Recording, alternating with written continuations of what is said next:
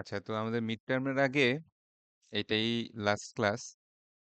So আজকের ক্লাসে আমরা দুইটা জিনিস আলোচনা করব। একটা হচ্ছে মিডের আগে আমাদের লাস্ট যে চ্যাপ্টারটা ছিল, কম্পিউটার এন্ড ইন্টারনেট ক্রাইম, এটা পড়াবো। আর আপনারা যেটাকে সাজেশন বলেন আর কি, পরীক্ষার আগে কিছু সিলেবাস শর্ট করে দেওয়া, ওই বিষয়টা আলোচনা করব। ঠিক আছে?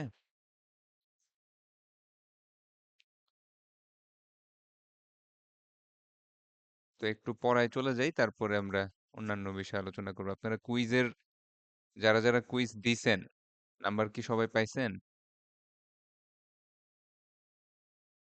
যারা যারা কুইজে অ্যাটেন্ড করছিলেন লাস্ট উইকে, সবাই কি মার্ক পাইছেন নাকি কারোটা মিসিং আছে? একটু রেসপন্স করেন। স্যার আমারটা তো পেয়েছি স্যার আমি পেয়েছি।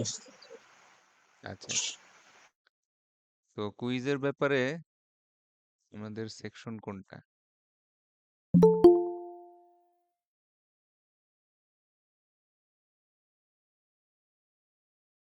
কুইজের ব্যাপারে একটু কথা আছে, সেটা হচ্ছে 30,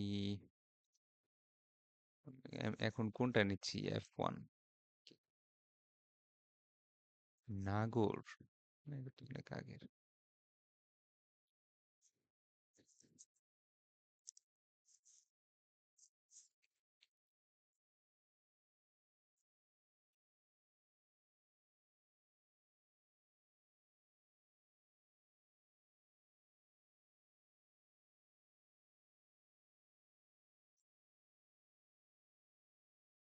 34F1, 34F1 কুইজ, কুইজ 1।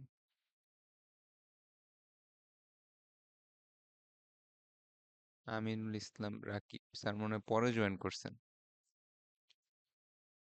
আচ্ছা, যাই হোক, তো র্যান্ডম যে কোনো একটা যদি আমরা খুলি কুইজের খাতা,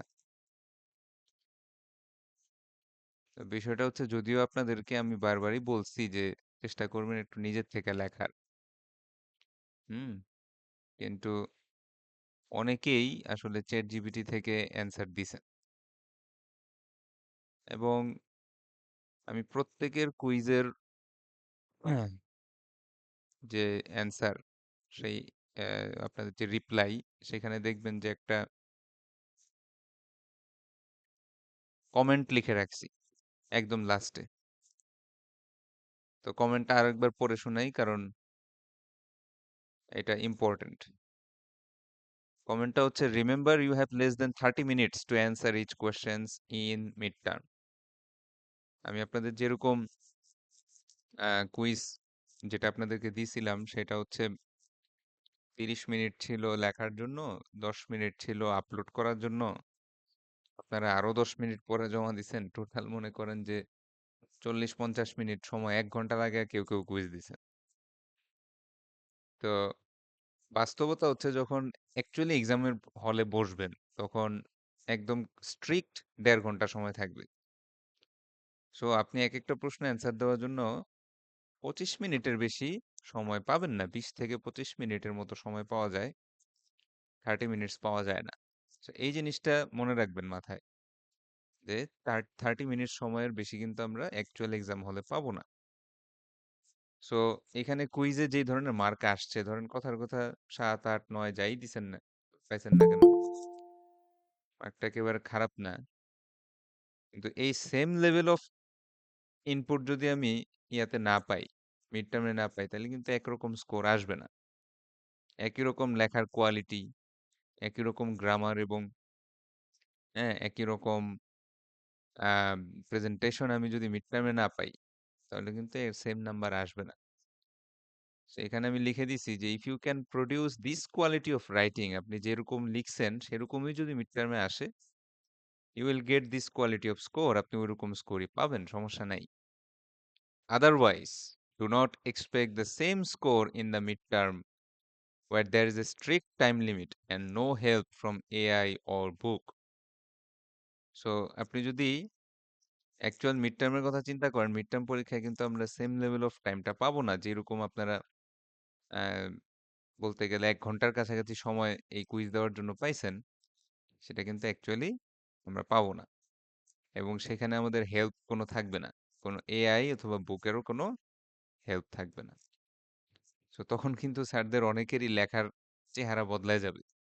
এবং লেখার চেহারা বদলায় গেলে স্বাভাবিকভাবে স্কোর গুলাও অনেক কম আসবে।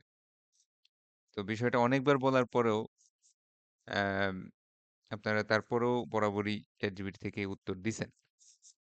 সমস্যা নাই। কুইজে ভালো মার্ক পাইলেন। এখন মিড টার্মে বোঝা যাবে কার কি আসে। তো আমি কিছু প্রশ্নের মানে এই সেম কুইজটারই কুইজের প্রশ্ন আপনাদের কাছে আছে। আমি কয়েকজন স্টুডেন্টের মোটামুটি বেশ ভালো অ্যান্সার পাইছি। তাদের কিছু স্যাম্পল অ্যান্সার আমি আপনাদের সাথে শেয়ার করব। ২ জন ফিজিক্যাল পরীক্ষা দিছিল, ১ জন অনলাইন পরীক্ষা দিছিল। ওই এগেইন অনলাইনেরটাও আমি আসলে সিউর করে বলতে পারতেছি না। যে সে কোনো ChatGPT বা Gemini বা DeepSeek কিছুর হেল্প দিয়ে দিল কিনা।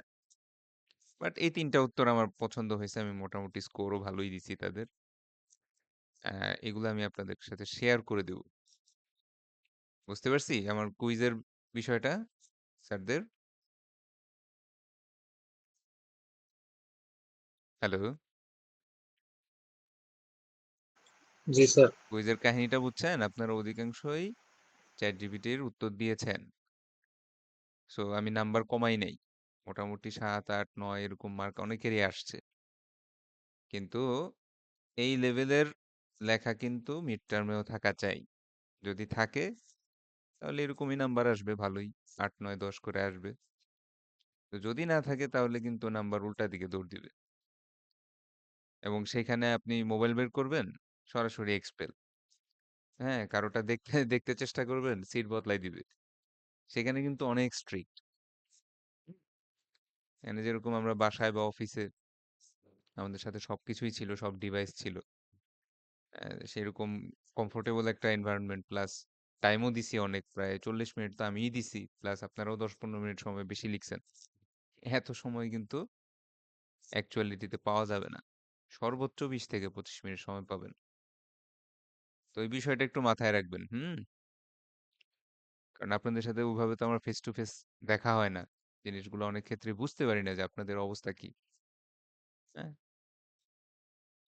আচ্ছা আমরা অ্যাম 3rd লেকচারটা আজকে একটু দেখব। তারপর আমরা মোটামুটি সাজেশন আলোচনা করে ছেড়ে দিব। আমাদের 3rd যেই লেকচারটা আজকে নিব সেটা হচ্ছে কম্পিউটার অ্যান্ড ইন্টারনেট ক্রাইম। তো এখানে আমরা মূলত বিভিন্ন ধরনের সাইবার সিকিউরিটি রিলেটেড আলোচনা করব। সাইবার অ্যাটাক গুলা কেন হয়? স্পেশালি বড় বিজনেস অর্গানাইজেশন গুলা তাদের যে আইটি সিস্টেমে সবসময় অ্যাটাকের শিকার হয়। এগুলার রিজন কি? এই জিনিসগুলো একটু আলোচনায় বা বিভিন্ন ধরনের অ্যাটাকের নাম, কারা অ্যাটাক করে, কারা এর পিছনে থাকে। এই জিনিসগুলো নিয়ে একটু আলোচনা করব। স্যাররা আমাকে ক্লিয়ারলি শুনতেছেন তো না? জি স্যার। তারপরে ইয়ে দেখা যাচ্ছে? পড়ার টপিক দেখা যাচ্ছে? জি স্যার। Okay, thank you. জি স্যার। তো ১ম এই জিনিসটা হচ্ছে ইম্পোর্টেন্স অফ আইটি সিকিউরিটি। এটা তো একটা মানে গরু রচনার মতো হয়ে যাচ্ছে। হ্যাঁ, আইটি সিকিউরিটির গুরুত্ব অপরিসীম, অনেক গুরুত্বপূর্ণ। একবিংশ শতাব্দীর চ্যালেঞ্জ মোকাবেলা এই সেই। তো এই গরু রচনার মাঝখানে আমি কিছু পয়েন্ট আপনাদেরকে একটু জাস্ট আলাদাভাবে বলবো যেটা যেহেতু আমরা এই ফ্রাইডে বেসটা বা থার্সডে বেসটা প্রায় সবাই চাকরি বাকরি করি, আপনারা বুঝবেন ভালো। হ্যাঁ, যে সেটা হচ্ছে যে আমরা যখন স্কুলে পড়তাম, স্যাররা যখন স্কুলে বা কলেজে পড়তেন, হ্যাঁ, তখন যখন আপনাদের অ্যাটেন্ডেন্স নিত, এরকম কোনো ইআরপি সিস্টেম ছিল আমরা যেভাবে অ্যাটেন্ডেন্স নেই? জি না স্যার। হ্যাঁ, কারো আমি জিজ্ঞেস করার পরে তারা বলে যে আমাদের কলেজে ছিল বা যাই হোক, বাট অধিকাংশ আমি মোটামুটি শিওর 99% অফ দ্য পিপল আমার কলেজেও ছিল না। আহ, মোটামুটি স্যাররা একটা হাজিরা খাতা নিয়ে আসতো, তারপরে হাজিরা খাতার থেকে দাগায় নাম দিত, তাই না? নাম ডাকতো অথবা রোল নাম্বার ডাকতো, আপনারা ইয়েস স্যার বলতেন। তো আমার প্রশ্ন হচ্ছে যে সোনারগাঁও ইউনিভার্সিটিতে এই এত সফটওয়্যার বানানোর দরকার কি ছিল? দেখি তো আপনারা কে কি আইডিয়া শেয়ার করেন তো।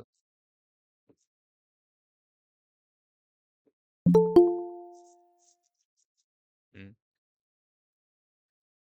যে কোনো কিছু বলতে পারেন, নাম্বার টাম্বার দিচ্ছি না, যার যা আসে মাথায়। ইউনিভার্সিটিতে অ্যাটেন্ডেন্সের জন্য এরকম একটা আইটি সিস্টেম ডেভেলপ করা লাগলো কেন? স্যার টোটাল স্টুডেন্টের একটা ডেটাবেস থাকলো, মানে তাদের রেকর্ড অ্যাটেন্ডেন্স গুলা। অ্যাটেন্ডেন্স আচ্ছা যেমন আমরা স্কুল কলেজে তো খাতাই দিচ্ছি, সমস্যা হয় নাই। তো ইউনিভার্সিটিতে এত এত কিছু প্রয়োজন কি ছিল? স্যার, যেহেতু যা অনলাইন মাথায় আসে। ক্লাস আছে তাদের ক্ষেত্রেও তো আহ, এই অনলাইনে ট্রেনিং দেওয়ার কারণে আহ, মানে মিস হওয়ার সম্ভাবনা খুব কম। মিস হওয়ার সম্ভাবনা কম। আর অন্য কেউ, আর অন্য কেউ কোনো আইডিয়া? ফ্রিলি আলোচনা করতে পারেন, এখানে কোনো নাম্বার টাম্বার নাই। হুম। স্যার আমি মাত্র জয়েন করছি তো, কি বিষয়ে আলোচনা বুঝতে পারতেছি না। আচ্ছা, আপনি শুনেন, সমস্যা নেই। অন্য কেউ যারা আগে শুনছেন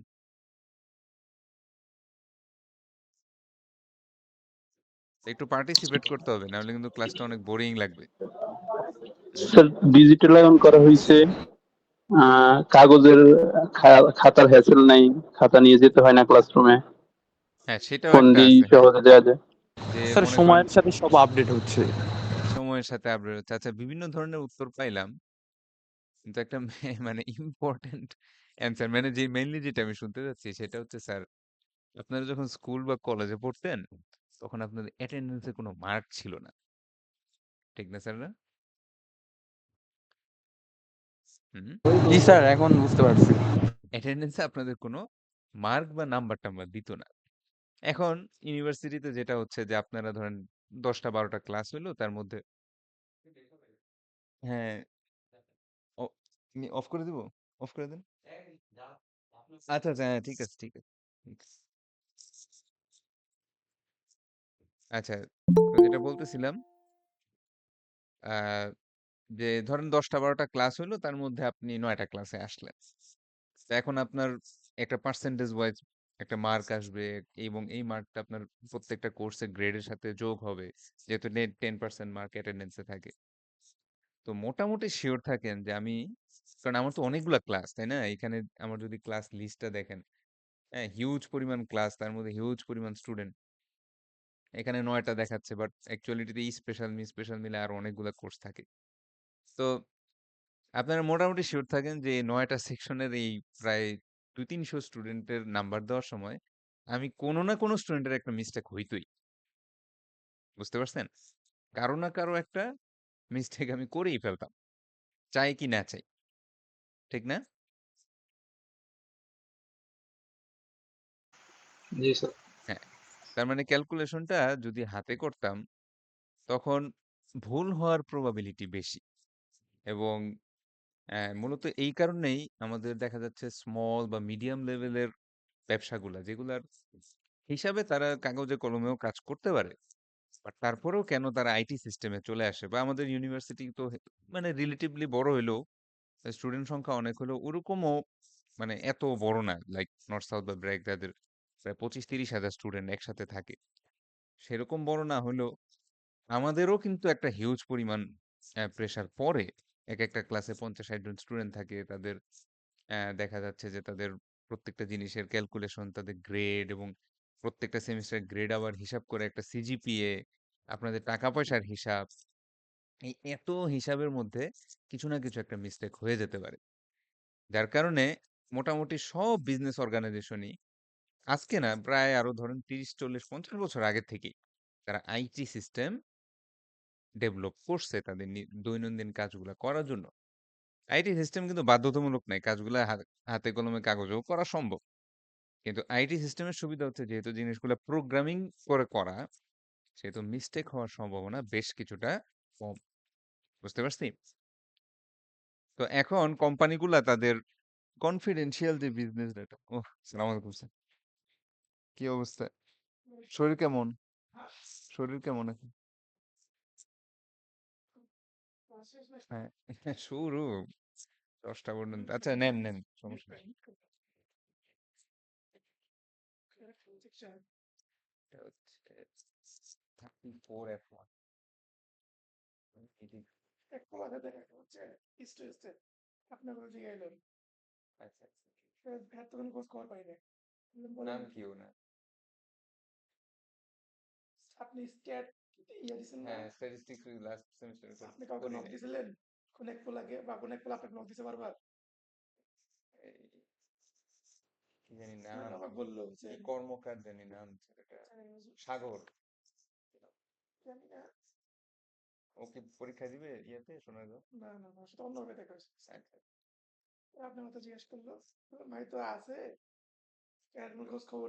আচ্ছা,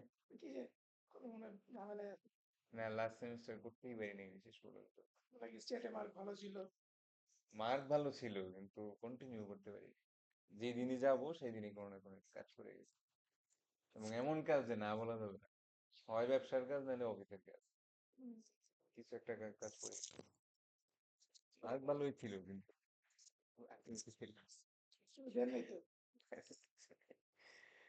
আবার নিবো এই স্ট্যাটিস্টিক্স ফর ডাটা সায়েন্স।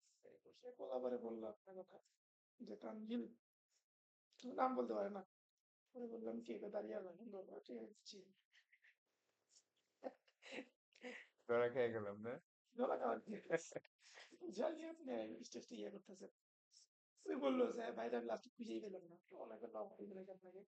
হ্যাঁ, ছেলেটা ভালো। ও এ প্লাস পাইছে।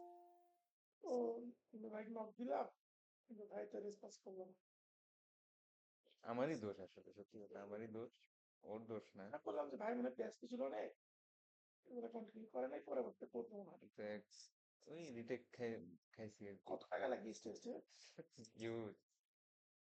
এক একটা কোর্স 18,000 টাকা। 2 লাখের কাছে।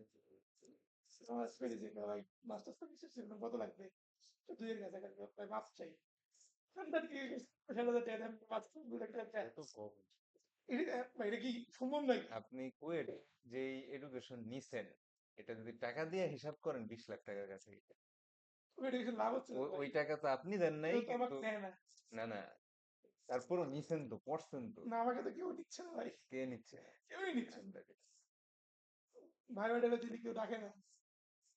ঠিক আছে, কিন্তু গভর্নমেন্ট লেভেলে যেই লেভেলের টিচাররা এসে পড়ায়, যেই কোয়ালিটি এডুকেশন, না যাই হোক, যত কচু হোক, হোক আবার ভালো তো পাইছেন না?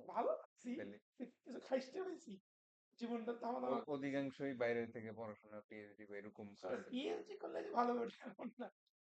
তো যাই হোক পড়াইছো তো, এই কোয়ালিটি এডুকেশন 20 লক্ষ টাকা দিত। 20 লক্ষ টাকা দিত, আমরা দিছি না নোটস হতে? এই সেম কোয়ালিটি এডুকেশনের জন্য 15 লক্ষ টাকা দিচ্ছি তো। এর চেয়েও বেটার আপনার ওয়েট বইটা তো এর চেয়েও বেটার। কি কোনো পরীক্ষা ছিল? সরকারি কোনো পরীক্ষা? আসলে স্যার মনে হয় দিচ্ছে। কি কোন জায়গায়? মন্ত্রণালয়।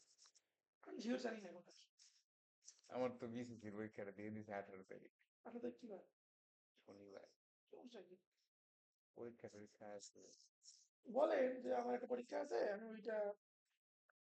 হ্যাঁ, দেখি ওই সেখানে হচ্ছে বলবো। আগে দেখি রুটিনে পড়ে কিনা, না পড়লে তো আর নাই।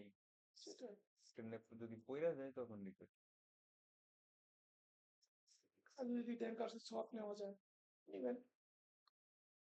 পড়তে পারি নাই, এই সমস্যা নেই।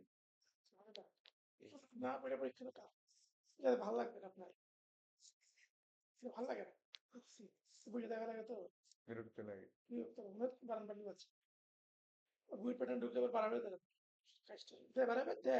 না, আমার রেজাল্ট স্যার বলছিল পরীক্ষা হয়ে যাবে, তাও বুঝতে পারিনি। এত তাড়াতাড়ি হবে পরীক্ষা?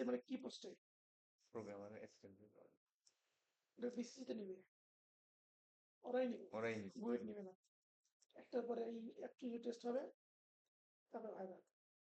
কিন্তু আমি তো ওভাবে সাধারণ জ্ঞান কোনোদিন পড়িই নাই।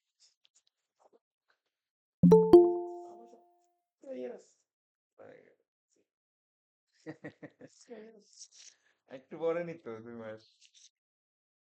সেপ্টেম্বরের 7 তারিখে অক্টোবরে পরীক্ষা। Heavy fast. এত ওদের বসায় দেয়। হ্যাঁ, বসেন। ক্লাস নেবেন না? ও, বুঝতে পারছি। আমি ভাবলাম আবার অনলাইন ক্লাস কিনা।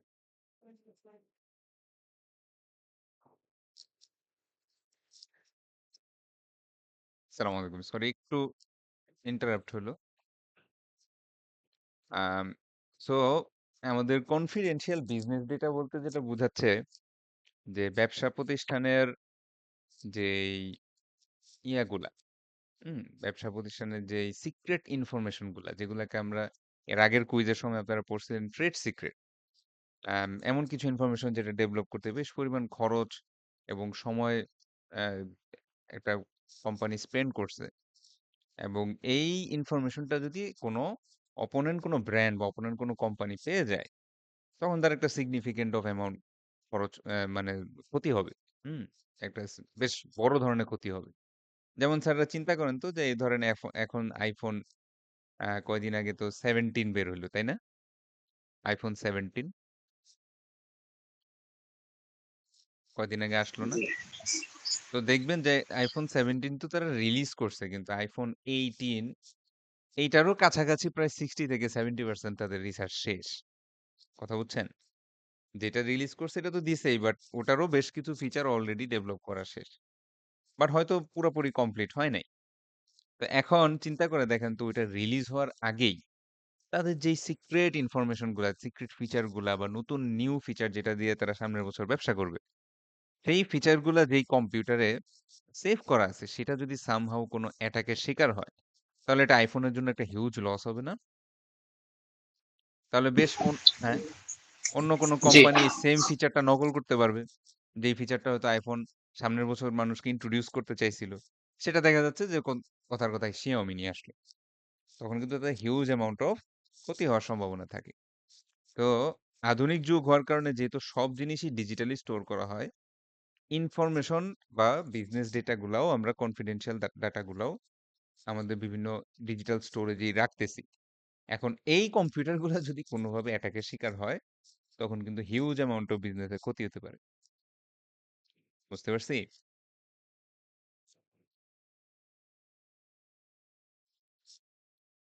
বুঝছি স্যাররা। জি স্যার। জি স্যার। আচ্ছা, তো এবার দেখি যে কেন কম্পিউটারের ইনসিডেন্ট গুলা এত বেশি পরিমাণে বাড়লো। হ্যাঁ, এটার রিজন কি কি?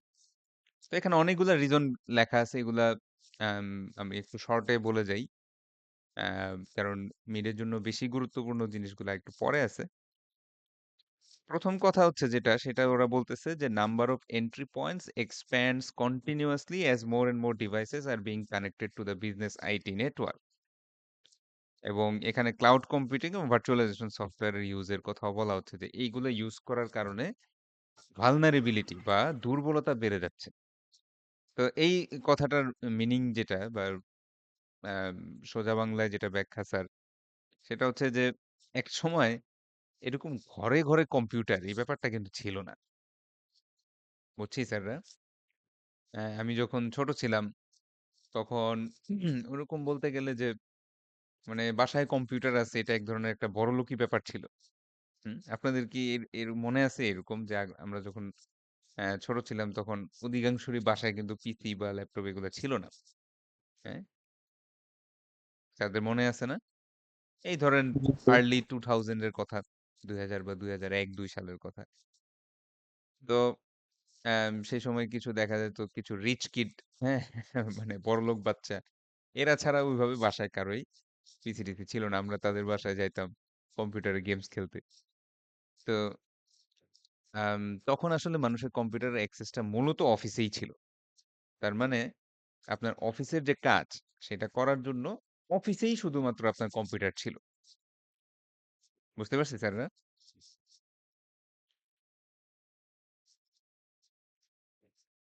হ্যালো?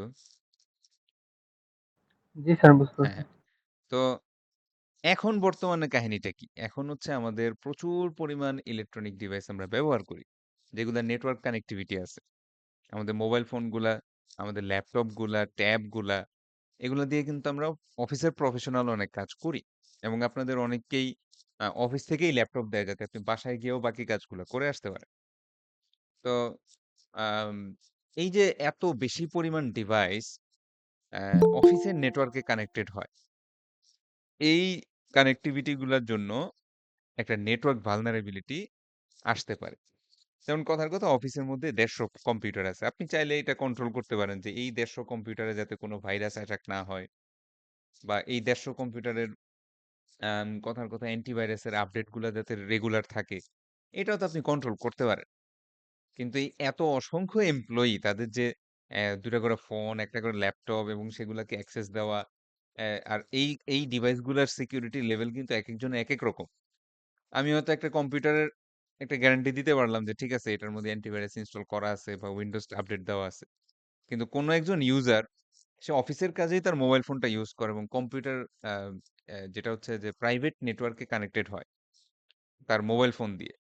সেই মোবাইল ফোনের কি আপডেট দেওয়া আছে না দেওয়া আছে এগুলো কি আমি এত কন্ট্রোল করতে পারি?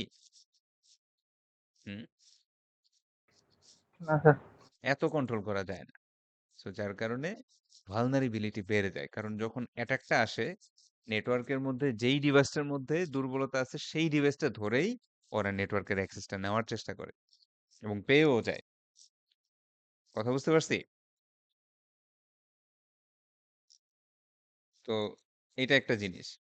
নাম্বার ২ জিনিস হচ্ছে ক্লাউড কম্পিউটিং। ক্লাউড কম্পিউটিং এটা শুনছেন নাকি কখনো স্যাররা? ক্লাউড কম্পিউটিং জি স্যার, শুনছি। এটা কি জিনিস স্যার বলেন তো একটু? ভুল হোক শুদ্ধ হোক সমস্যা নেই আপনি বলেন। আনিসুর রহমান। ক্লাউড কম্পিউটিং জিনিসটা আসলে কি? এটা স্যার ডেফিনেশনটা জানি না, বাট আমি শুনছি ডেফিনিশন দরকার নাই। কয়েকবার। আপনি মানে কি বুঝায় এটা একটু নরমালি বাংলায় বুঝায় বলেন। সমস্যা নেই। বা অন্য কেউ বলতে পারেন সমস্যা নেই। যা আসে মাথায়। যতটুকু যা আইডিয়া। হুম। কেউ পারবেন না? তো জানা নাই স্যার এটা। বা অন্য কেউ? আচ্ছা যাই হোক। সময় চলে যাচ্ছে আমরা একটু আ আগাইতে হবে। তো ক্লাউড হ্যাঁ, হ্যাঁ। কেউ বলতে চাচ্ছেন? বলেন। স্যার সার্ভার বা হচ্ছে স্টোরেজ যেগুলো সব একসাথে থাকে সফটওয়্যার কানেক্ট করা এগুলা একসাথে থাকে এগুলার বলে। হুম। হ্যাঁ, হ্যাঁ। ঠিক আছে মোটামুটি আইডিয়া আছে আপনার। Thank you sir. তো বেসিক্যালি আম ক্লাউড কম্পিউটিং এর বিষয়টা হচ্ছে চিন্তা করে দেখেন যে একটা স্মল কোন একটা বিজনেস, হ্যাঁ?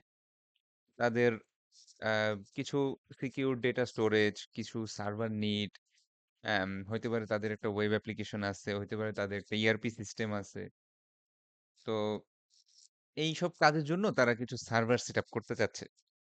তো এখন ওই ছোট কোম্পানির মালিক তার কোম্পানির যে নেটওয়ার্ক ম্যানেজার, হ্যাঁ? বা ইঞ্জিনিয়ার, সফটওয়্যার ইঞ্জিনিয়ার যাই হোক না কেন, তাকে বলল যে, "ভাই আমাদের এই যে সার্ভারের যে প্রয়োজনটা আছে এটা পূরণ করতে হলে আমাকে কি, কি কিনতে হবে? একটা লিস্ট দেন দেখি।" তো নেটওয়ার্ক ইঞ্জিনিয়ার তখন বলল যে, "হ্যাঁ স্যার আপনার হচ্ছে এরকম একটা বেশ বড় একটা রুম লাগবে, সার্ভার রুম লাগবে। হ্যাঁ? রুমগুলোর মধ্যে অনেকগুলো স্টিলের র‍্যাক বসাইতে হবে। হ্যাঁ? প্রচুর পরিমাণ এসএসডি এবং র‍্যাম এগুলা কিনতে হবে। কিছু অপারেটিং সিস্টেম কিনা লাগতে পারে লাইসেন্সড। অথবা ধরেন লিনাক্স দিয়ে ফ্রিতেও করা যায়, সার্ভারের কাজ করা যায়। হ্যাঁ? এগুলা সেটআপ করা। হ্যাঁ? তারপর আবার সার্ভার রুমগুলা কিন্তু সাধারণত এসি করা থাকে। জানেন তো? হুম? জি স্যার। হ্যাঁ, সার্ভার রুমগুলা সাধারণত এয়ার কন্ডিশন করা থাকে। কারণ হচ্ছে এগুলায় প্রচুর ডেটা ট্রাফিক থাকে তো কম্পোনেন্ট গুলা গরম হয়ে যায়। তো কম্পোনেন্ট গুলা গরম হয়ে গেলে এগুলার লংজিভিটি কমে আসে। দেখা যাচ্ছে যেটা হয়তো ৫ বছর সার্ভিস দিত সেটা ২ বছরেই নষ্ট হয়ে যাচ্ছে। তো এজন্য এসি-টেসি করা থাকে। আবার এগুলার ম্যানেজমেন্ট করার জন্য কিছু নেটওয়ার্ক ইঞ্জিনিয়ার হায়ার করা লাগে। আবার সাইবার সিকিউরিটির হয়তো একটা স্পেশালিস্ট আপনি আম রেগুলার বেসিসেও বেতন দিতে পারেন অথবা কনসালটেন্ট হিসেবে মাঝে মধ্যেও যে না যাতে ডাটা হ্যাক না হয় বা চুরি না হয়। এই ধরনের বিষয়গুলোর জন্য একজন সাইবার সিকিউরিটি এক্সপার্ট হায়ার করতে হবে। তারপর আবার যে বড় সার্ভার রুমটা নিবেন সেই সার্ভার রুমের একটা ভাড়া বা ইলেকট্রিসিটি বিল এইসব ব্যাপারও আছে। তো পরে মালিক দেখলো কি যে তার তার যে ডেটা কমিউনিকেশন নিড, হ্যাঁ, তার যে সার্ভার নিড, এটা পূরণ করার জন্য তার 15 লক্ষ টাকা খরচ হবে। বুঝতে পারছেন আমার কথা? হুম। জি স্যার। জি স্যার। তখন সে চিন্তা করতেছে যে আমি যেই মাপের ব্যবসায়ী, আমি যদি সার্ভারের পিছনে 15 লাখ টাকা খরচ করি তাইলে আর আমার ব্যবসা করতে হবে না। ঠিক আছে, বাদ, এই আইডিয়া বাদ। তো এখন আমাকে স্যাররা বলেন তো যে ওই ব্যবসায়ীটার ডেটা নিড আছে কিনা, ছিল কিনা, বা তার সার্ভারের প্রয়োজন ছিল কিনা। ছিল স্যার। জি ছিল। ছিল, কিন্তু পয়সায় কুলাচ্ছে না, রাইট? জি স্যার। হ্যাঁ, পয়সায় কুলাচ্ছে না। তো এইটার একটা অল্টারনেট সলিউশন হচ্ছে এই ক্লাউড কম্পিউটিং এর ব্যাপারটা। তো যেটা হচ্ছে যে বিভিন্ন নামি দামি বড় বড় কোম্পানি তারা তাদের নিজস্ব সার্ভারটাই চলে যাচ্ছে। আমি ক্লাস নিচ্ছি তো, আমি অফ করে দিয়ে দেবো, হ্যাঁ।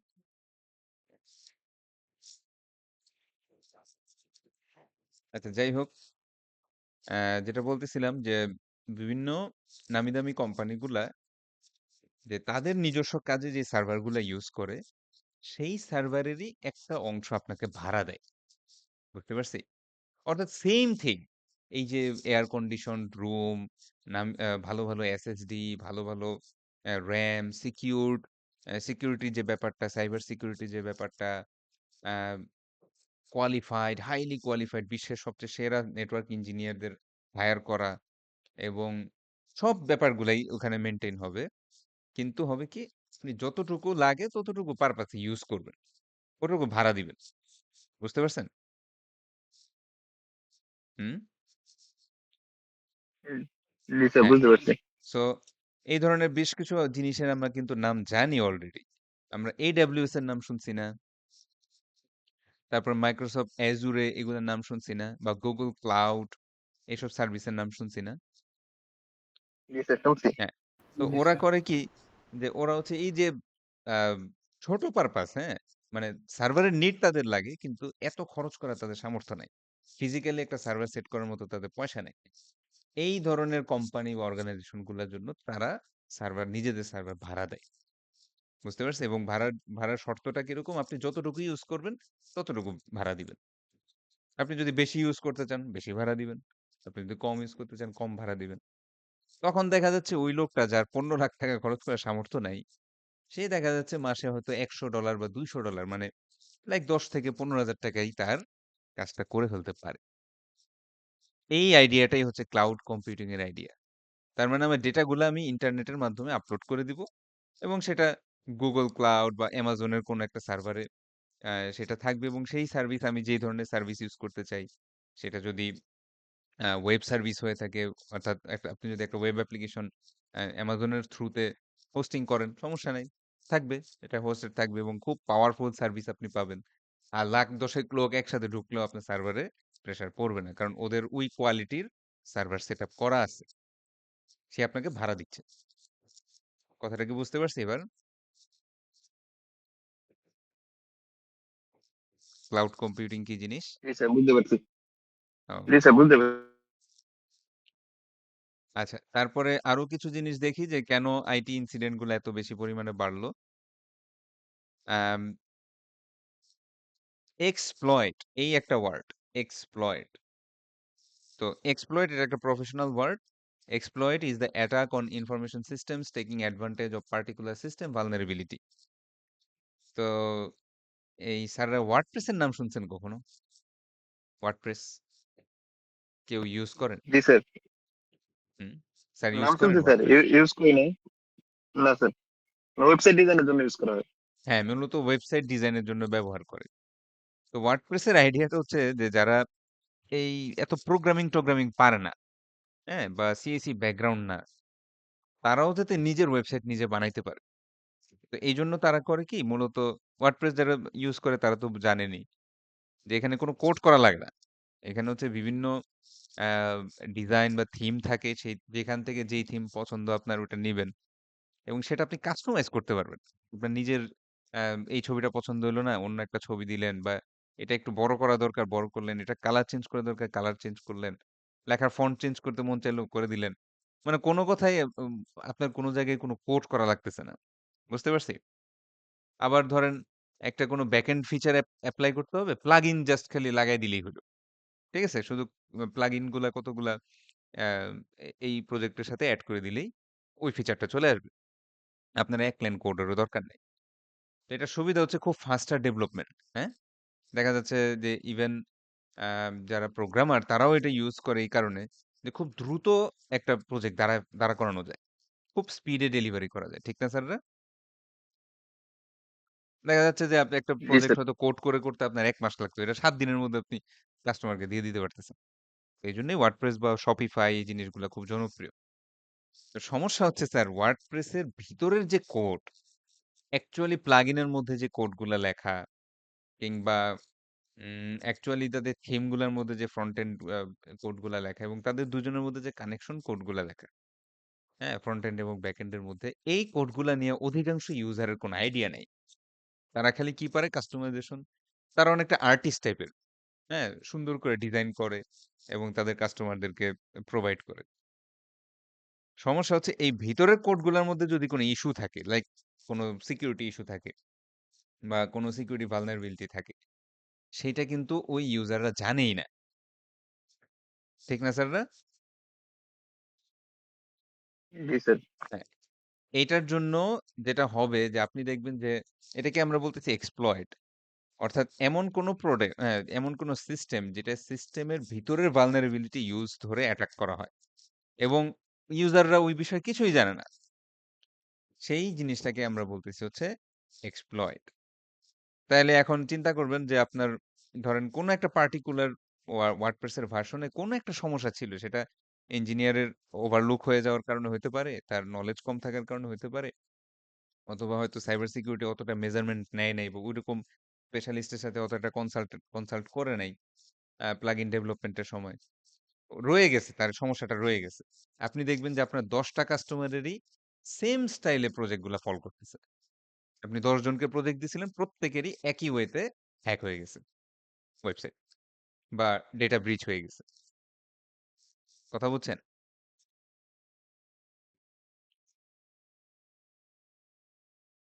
হুম, বুঝতে পারছি জি স্যাররা? স্যার, বুঝতে পারছি।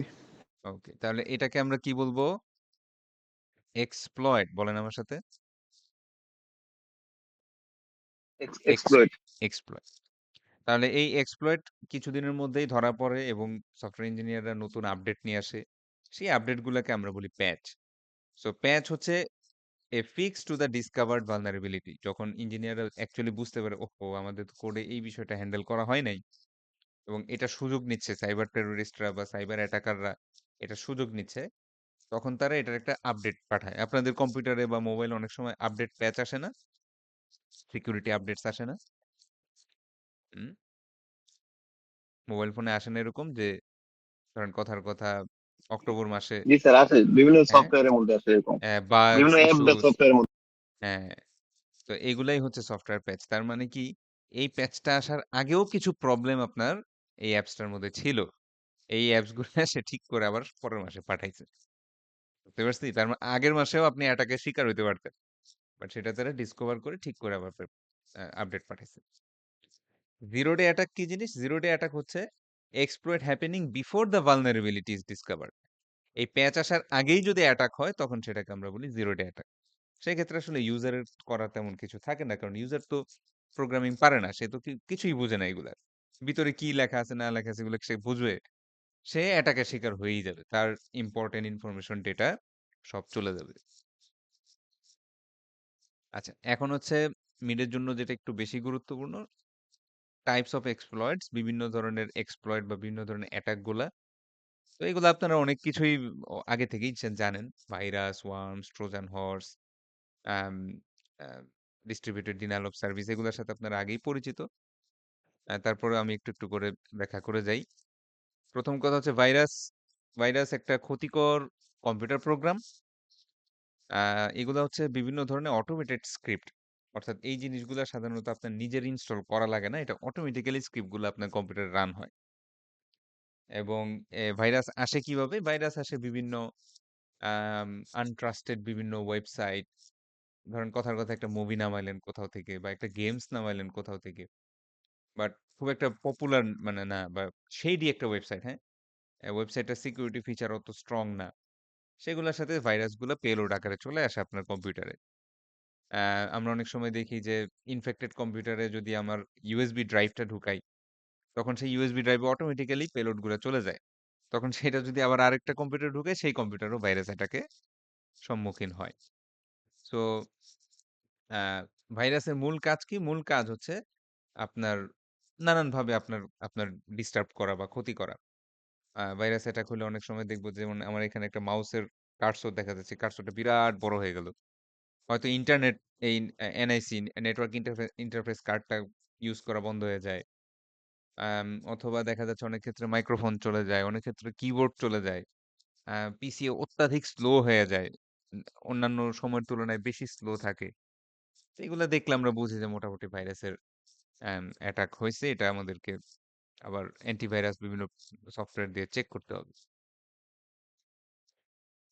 আচ্ছা, ওয়ার্মস বিষয়টা হচ্ছে ওয়ার্মসও ভাইরাসের মতোই। কিন্তু ওয়ার্মসের মেইন প্রবলেমটা হলো ওয়ার্ম এমন ধরনের প্রোগ্রাম যেই প্রোগ্রামগুলা আ নিজেকে নিজে ডুপ্লিকেট করে মেসেজ করে।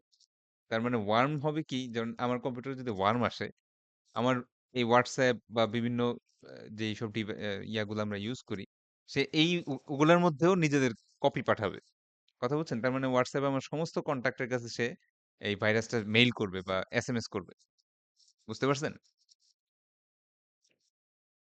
হুম? ভাইরাস জিনিসটা ছিল কি আপনার কম্পিউটারেই বুঝতে পারছি থাকে। স্যার। আপনার কম্পিউটারেই থাকে। আপনি আপনি যদি কিছু করেন যেমন ইউএসবি কানেক্ট করেন বা LAN কানেক্ট করেন তখন অন্য কম্পিউটারে যায়।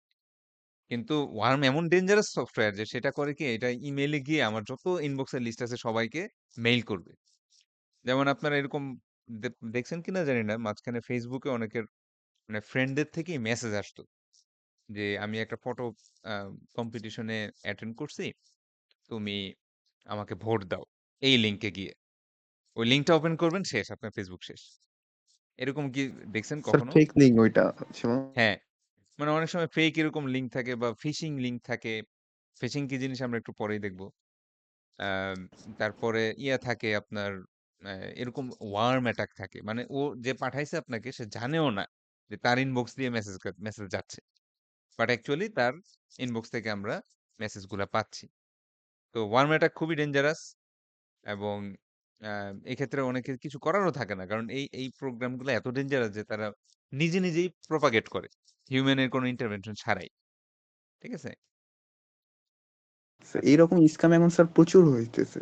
হ্যাঁ, এটাই তো আমি বললাম যে কেন এত বেশি পরিমাণে হচ্ছে?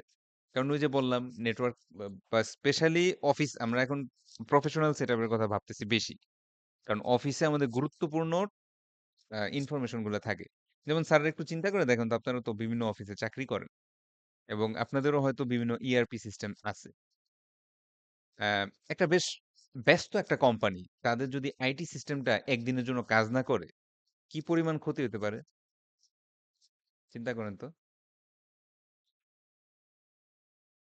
কোন কারণে তাদের জাস্ট আইটি সিস্টেমটা কাজ করল না সারাদিন। কি পরিমাণ তাদের টাকা পয়সা লস হতে পারে? হিউজ অ্যামাউন্ট না স্যাররা?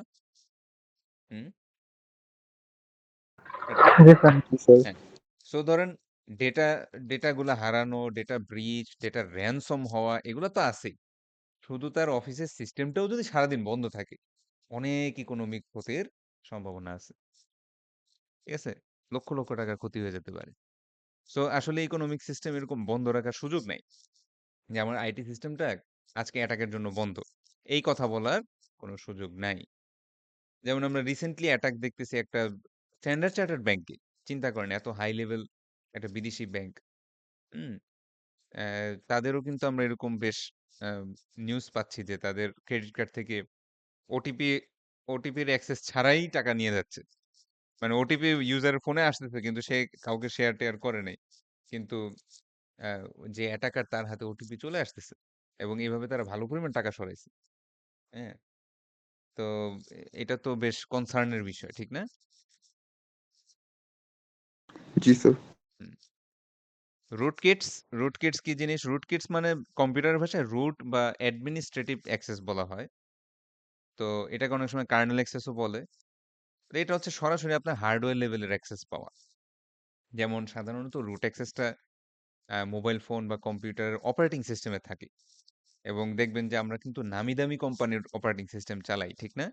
মাইক্রোসফটের অপারেটিং সিস্টেম চালাই, গুগলের অপারেটিং সিস্টেম চালাই বা লিনাক্সের অপারেটিং সিস্টেম চালাই। নামি দামি বিভিন্ন কোম্পানির অপারেটিং সিস্টেম চালাই। আমরা নিশ্চয়ই জালালউদ্দিন কোম্পানির অপারেটিং সিস্টেম চালাই না, ঠিক না? কেন? কেন নামি দামি কোম্পানির অপারেটিং সিস্টেম চালান? বলতে পারবেন? Sir brand value. হ্যাঁ, ঠিক আসলে ব্র্যান্ড ভ্যালুও না। বিষয়টা হচ্ছে আমি এমন কোনো কোম্পানিকে আমার হার্ডওয়্যারের অ্যাক্সেস দিব না। কারণ বুঝেন, আপনি যখন মাইক্রোসফটকে অপারেটিং সিস্টেম হিসাবে ইনস্টল করতেছেন, আপনি লিটারেলি ওই কোম্পানিকে বলতেছেন, ভাই আমার পুরা কম্পিউটারে যত হার্ডওয়্যার আছে সব তোমার। তুমি কন্ট্রোল করো। আমি এত কিছু পারবো না। বুঝতে পারছেন বিষয়টা? আমি তাকে আমার ক্যামেরার অ্যাক্সেস দিচ্ছি, আমার মাইক্রোফোনের অ্যাক্সেস দিচ্ছি। আমার এখানে যে আমি কিবোর্ডে টাইপ করি, ট্রাস্ট ইস্যু। হ্যাঁ, ট্রাস্ট ইস্যু। আমি যখন কিবোর্ডে আমার নেম সরি ইউজার নেম এবং পাসওয়ার্ড টাইপ করি, আমি মাইক্রোসফটকে বিলিভ করতেছি যে এট লিস্ট তারা আমার ডাটা চুরি করবে না। কারণ আপনি তো টাইপ করে আপনার পাসওয়ার্ড লেখেন। হুম, হুম, ঠিক না স্যাররা? জি স্যার। মাইক্রোসফটের জি স্যার। পক্ষে কিন্তু আপনার পাসওয়ার্ড নেওয়া কোনো ম্যাটারই না, কারণ আপনি টাইপ করে লেখেন। ঠিক আছে? সো আপনি ট্রাস্টেড এই ইস্যুটা যে না, মাইক্রোসফটের মতো কোম্পানি বা গুগলের মতো কোনো কোম্পানি বা ফেসবুকের মতো কোনো কোম্পানি বা মেটা, তারা আমার ডেটা সিকিউরিটি বা ডেটার যে প্রোটেকশন সেটা বা আমার ট্রাস্টটা সে ব্রিচ করবে না, সে নষ্ট করবে না। এই জন্য দিচ্ছেন। আপনি নিশ্চয়ই জালালউদ্দিন ওএস কে ওইভাবে বিশ্বাস করতে পারতেছেন না, রাইট? হ্যাঁ, কারণ সে আপনার জি স্যার। হার্ডওয়্যার অ্যাক্সেস পাইলে যেকোনো ধরনের খারাপ কাজ করতে পারে। সে ক্যামেরা সেন্সর থেকে ডাটা নিতে পারে, মাইক্রোফোন সেন্সর থেকে ডাটা নিতে পারে এবং সেই ডাটা থার্ড পার্টির কাছে বিক্রি করে দিতে পারে। হুম? পরে গিয়ে দেখবেন যে একদিন YouTube এ দেখতেছেন যে আপনি গোসল করতেছেন, আপনার ভিডিও চলে আসছে। স্যার ফেসবুক তো স্যার করতেছে এরকম। হ্যাঁ, ফেসবুকও করে এবং তারা আবার আসলে বেটার কোনো হ্যাঁ, অপশন না থাকে, বেটার অপশন না থাকে এটা use করে। ওদেরটা ইউজ করা লাগে। তারা কিন্তু ডাটা সেল করে, হ্যাঁ? Google-ও ডাটা সেল করে। অ্যা তো এরকমই বিষয়টা। সো রুটকিটস এর অ্যাটাকটা কিরকম? স্যাররা কি পেগাসাসের নাম শুনছেন কখনো? জি স্যার, পেগাসাস? শুনছি। এটা কি জিনিস স্যার? পেগাসাস? পেগাসাস জুতার একটা ব্র্যান্ডের নাম ছিল সম্ভবত। আচ্ছা। হ্যাঁ, সেটা আছে। মানে আমি আসলে মানে এই সাইবার সিকিউরিটি পারপাসে বলতেছি আরকি। নাম শুনেন নাই কেউ পেগাসাসের? হুম। এইটা হচ্ছে এক ধরনের একটা রুটকিট। তো এটা ইসরায়েলের ডেভেলপ করা একটা স্পাইওয়্যার। আ এটা বিভিন্ন দেশের গভর্নমেন্ট ইউজ করে, আমাদের দেশের গভর্নমেন্টও ব্যবহার করে। এটা মূলত হচ্ছে আপনি বুঝতেই পারবেন না যে আপনার মোবাইল ফোনে ইনস্টল করা আছে পেগাসাস। বাট আপনি মোবাইল ফোনে যা করেন, আপনার প্রত্যেকটা হার্ডওয়্যারের অ্যাক্সেস তার এই এই পার্টিকুলার সফটওয়্যারটা নিয়ে নেয় এবং দূরবর্তী একটা সার্ভারে এটা রেকর্ড করে। সো এটা মূলত স্পাই পারপাসে ইউজ করা হয়। গভর্নমেন্টরা ইউজ করে। অনেক সময় বিভিন্ন গোয়েন্দা সংস্থা বা অর্গানাইজেশনরা এগুলা ব্যবহার করে। তো এটা এক ধরনের রুটকিট এবং রুটকিটটার মেইন যে সমস্যা, যে এটা রুটকিটটা যদি আমার কম্পিউটারে ইনস্টল করাও থাকে, এটা বুঝার কোনো ওয়ে নেই। কারণ এটা অ্যাডমিনিস্ট্রেটিভ লেভেল অ্যাক্সেস থাকে। নরমাল অপারেটিং সিস্টেম এটাকে ডিটেক্ট করতে পারে না। কথা বুঝছেন?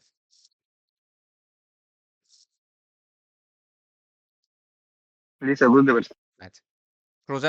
ট্রোজান হর্সের বিষয়টা হচ্ছে ওই যে একটু আগে বলছিলাম বিভিন্ন দেখতে মনে হয় নিরীহ ফাইল, একটা মুভি, একটা গেম ডাউনলোড করলাম কি হবে? বাট ওইটার সাথেই কিন্তু আপনার আ একটা স্ক্রিপ্ট আপনার কম্পিউটারে ইনস্টল হয়ে যায় বা একটা ভাইরাসের মতো একটা প্রোগ্রাম আপনার কম্পিউটারে ইনস্টল করে নেয়। তো ওই ধরনের যেই আ নিরীহ লুকিং আ জিনিসগুলা সেগুলাকে আমরা বলি ট্রোজান হর্স। সো বাইরে থেকে দেখলে মনে হবে এটা আসলে কিছুই না। বাট আসলে কিন্তু ভিতরে তারা আ আপনার কম্পিউটারে আ হার্মফুল সফটওয়্যার ইনস্টল করে। আচ্ছা, DDoS, distributed denial of service. কে বলতে পারবেন এটা কি জিনিস? ডিডোস। এটা স্যার হচ্ছে আপনার ওরা হচ্ছে বোর্ড দিয়ে হচ্ছে অনেকগুলো রিকোয়েস্ট করায় একটা সার্ভারকে ব্যস্ত রাখার জন্য। হ্যাঁ, হ্যাঁ, থ্যাংক ইউ স্যার। আম তো স্যারের কথা যদি অনেকেই না বুঝেন, জিনিসটা অনেকটা এরকম। ধরেন কথার কথা যে মেহেদী হাসান স্যার, হ্যাঁ? উনি হচ্ছে এই সাদিয়া আফরিন তাকে ফোন দিবে রাত ১২ টার দিকে। তো এখন আমরা জিনিসটা জানি। তো আমরা করতেছি কি? সাদিয়া আফরিনের ফোনে আমরা সেই ১১:৩০ থেকেই আমরা ব্যস্ত রাখতেছি। অর্থাৎ ধরেন আমি ফোন দিলাম, ০.৫ ঘন্টা কথা বললাম। হ্যাঁ? তৈয়ব স্যার ফোন দিল, ০.৫ ঘন্টা কথা বলল। তরিকুল স্যার ফোন দিল, ০.৫ ঘন্টা কথা বলল। মানে আমাদের টার্গেট হচ্ছে সাদিয়া আফরিনের ফোনটা বিজি রাখা যাতে কোনোভাবেই এই মেহেদী ফোন দিতে না পারে। ব্যাপারটা বুঝছেন? হুম? জি স্যার। হ্যাঁ। তো এই বিষয়টা কিরকম? অ্যাম এটা আপনারা একটু সামনে পড়বেন ওয়েব টেকনোলজি যখন পড়াবে।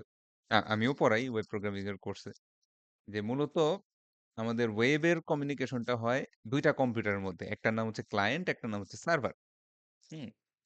সো ক্লায়েন্ট এবং সার্ভার। ধরেন এটা হচ্ছে ক্লায়েন্ট। এই কই গেল? চলে গেল কেন? আচ্ছা যাক সমস্যা নাই। Changes will not be saved. আচ্ছা সেভ দরকার নেই। ক্লায়েন্ট এবং সার্ভার।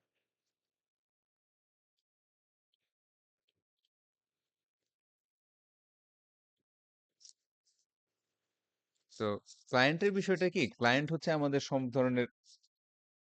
সব ধরনের ডিভাইস যেগুলা আমরা ইউজ করি। মোবাইল ফোন হইতে পারে, ল্যাপটপ, কম্পিউটার, আ আমাদের ট্যাব, হোয়াটএভার ইট ইস। আমাদের স্মার্টফোন, ইনফেক্ট আপনার এসি, রেফ্রিজারেটর এগুলাও যদি নেটওয়ার্ক কানেক্টিভিটি থাকে এগুলো হচ্ছে ক্লায়েন্ট। তো তারা ডেটার জন্য সার্ভারের কাছে রিকোয়েস্ট পাঠায়। তাদের যখন আম কোনো ডেটা প্রয়োজন পড়ে তখন তারা ইন্টারনেট কানেক্টিভিটি থাকলে সার্ভারের কাছে রিকোয়েস্ট পাঠায়। হুম? এইচটিটিপি রিকোয়েস্ট পাঠায়। এগুলো এত ডিটেইল বুঝার দরকার নাই। আমরা হাম কোর্সে আসছি জাস্ট একটা আইডিয়ার জন্য। আর সার্ভার কি করে? ডেটা সহ ডেটা সহ ক্লায়েন্টের কাছে রেসপন্স পাঠায়। ডেটা সহ ক্লায়েন্টের কাছে রেসপন্স পাঠায়। বুঝতে পারছি? তো আপনি আরো একটা কম্পিউটার থাকে ডেটাবেজ নামে। বাট ওটার কথা আপাতত বাদ দেই। ক্লায়েন্ট রিকোয়েস্ট করে এবং সার্ভার রেসপন্স পাঠায়। তো এখন এই সার্ভার যে কম্পিউটারটা তার একটা ফিজিক্যাল লিমিটেশন আছে যে কি পরিমাণ ক্লায়েন্টের রিকোয়েস্ট সে এট এ টাইম হ্যান্ডেল করতে পারবে। বুঝতে পারছি? সেটার একটা আপনি ব্যান্ডউইথ দিয়েও বলতে পারেন। ৫ জিবি, ১০ জিবি এভাবেও বলতে পারেন। আবার ডিভাইসের সংখ্যা দিয়েও বলতে পারেন। কথার কথা ১০,০০০, ২০,০০০, ৫০,০০০ ডিভাইস একসাথে কানেক্টেড বা একসাথে রিকোয়েস্ট করলো কাকে হ্যান্ডেল করবে সেরকম বিষয়গুলো। এখন এই যে ফিজিক্যাল লিমিটেশন এটা যদি আপনি ক্রস করে ফেলেন, তখন যেটা হবে সার্ভার আর কাউকেই রেসপন্স দেওয়া বন্ধ করে দিবে। সার্ভারটা অটোমেটিক শাট অফ হয়ে যাবে।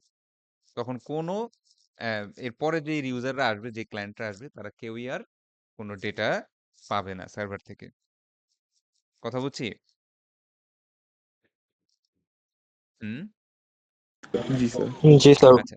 তো মূলত ডিডোস বলতে বোঝায় যে আপনি বিভিন্ন পাবলিক নেটওয়ার্কের বিভিন্ন কম্পিউটার হ্যাক করবেন। ওসব কম্পিউটার জানবেও না যে তারা অ্যাটাকের সাথে জড়িত। বাট আমি হ্যাক করার পরে করব কি যদি ইন্টারনেট কানেক্ট থাকে ওই কম্পিউটারগুলা, এই সব কম্পিউটার দিয়ে আমরা একসাথে করব কি একটা সার্টেন কোনো ওয়েবসাইটের সার্ভার হইতে পারে বা কোনো একটা কোম্পানির সার্ভার হইতে পারে। সেখানে একসাথে ডাটার জন্য রিকোয়েস্ট করব। তখন ওই সার্ভারটার যে ফিজিক্যাল লিমিটেশন থাকবে সেটা অতিক্রম হয়ে যাবে এবং আল্টিমেটলি সার্ভারটা কি হবে? সার্ভিস অফ করে দিবে। এটাকে আমরা বলতেছি ডিস্ট্রিবিউটেড ডিনায়াল অফ সার্ভিস। মানে একসাথে সবাই মিলে অ্যাটাক করে ওই টার্গেট মেশিনটাকে ডিসেবল করে ফেলে। স্যাররা কি আমাকে একটা ন্যাচারাল একটা ডিরোস এর উদাহরণ দিতে পারবেন? যে মানে এটা কোনো অ্যাটাক না বাট এই কাজটাই হয়ে যায়। কেউ বলতে পারবেন?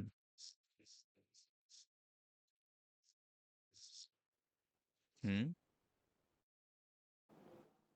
স্যার মাঝে মাঝে রেজাল্ট দেখার ক্ষেত্রে এরকমটা হয় সম্ভবত। হ্যাঁ, থ্যাংক ইউ স্যার। আসলে আমরা যখন এসএসসি বা এইচএসসি র রেজাল্ট সকালবেলা দেখতে চাই, তখন এই সমস্যাটা হয়। হুম?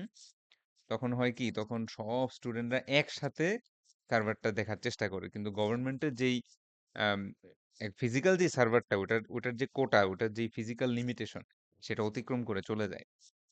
হ্যাঁ? কারণ কথার কথা ১০ লক্ষ স্টুডেন্ট এসএসসি পরীক্ষা দিল। এখন এই ১০ লক্ষ স্টুডেন্ট সার্চ দিবে। তাদের আব্বা সার্চ দিবে, তাদের আম্মা সার্চ দিবে, খালা দিবে, পাশের বাসার আন্টি সুদ্ধা সার্চ দিবে। আসলে এ প্লাস পাইলো কিনা দেখি তো, নাকি ফেল করলো। এই সবাই মিলে সার্চ দেওয়ার কারণে এইটা সকালবেলায় প্রায় কেউই অ্যাক্সেস করতে পারি না। ঠিক না?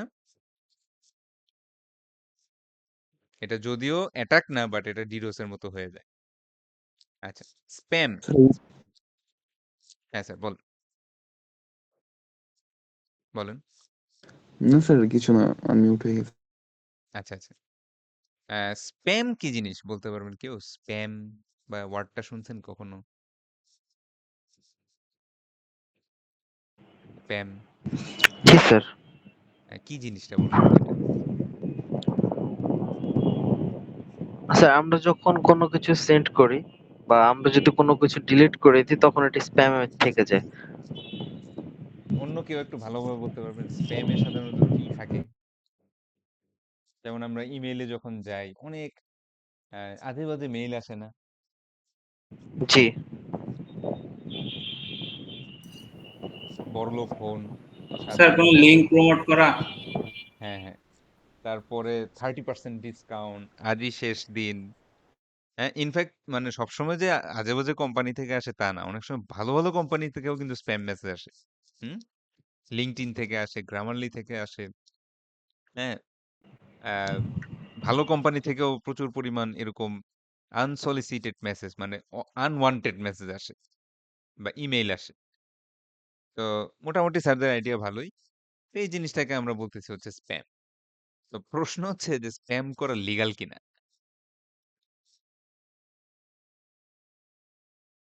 এথিক্যাল প্রশ্ন হচ্ছে স্প্যাম করা লিগ্যাল কিনা? আচ্ছা, তো it is legal to spam. হ্যাঁ, স্প্যাম করা legal provided the messages meet a few basic requirements. এখন স্প্যাম আপনি করতে পারবেন এজ এ কোম্পানি, অ্যাডভার্টাইজমেন্ট পারপাসে আপনি স্প্যাম করতে পারবেন, বাট কিছু নিয়ম পালন করতে হবে। আচ্ছা, প্রথম কথা, spammers cannot disguise their identity by using a false return address. ঠিক আছে? আপনি মিথ্যা কথা লিখতে পারবেন না। যেটা মাইক্রোসফটের ইমেইল বা এটা গুগলের থেকে আসছে। আসলে আসতেছে হচ্ছে দেখা যাচ্ছে tanjilmahmood.com থেকে। বাট আমি লিখতেছি এটা মাইক্রোসফট থেকে আসছে বা রিটার্ন অ্যাড্রেসটা আমি ফলস একটা অ্যাড্রেস দিলাম। এরকম মিথ্যা কথা লেখা যাবে না।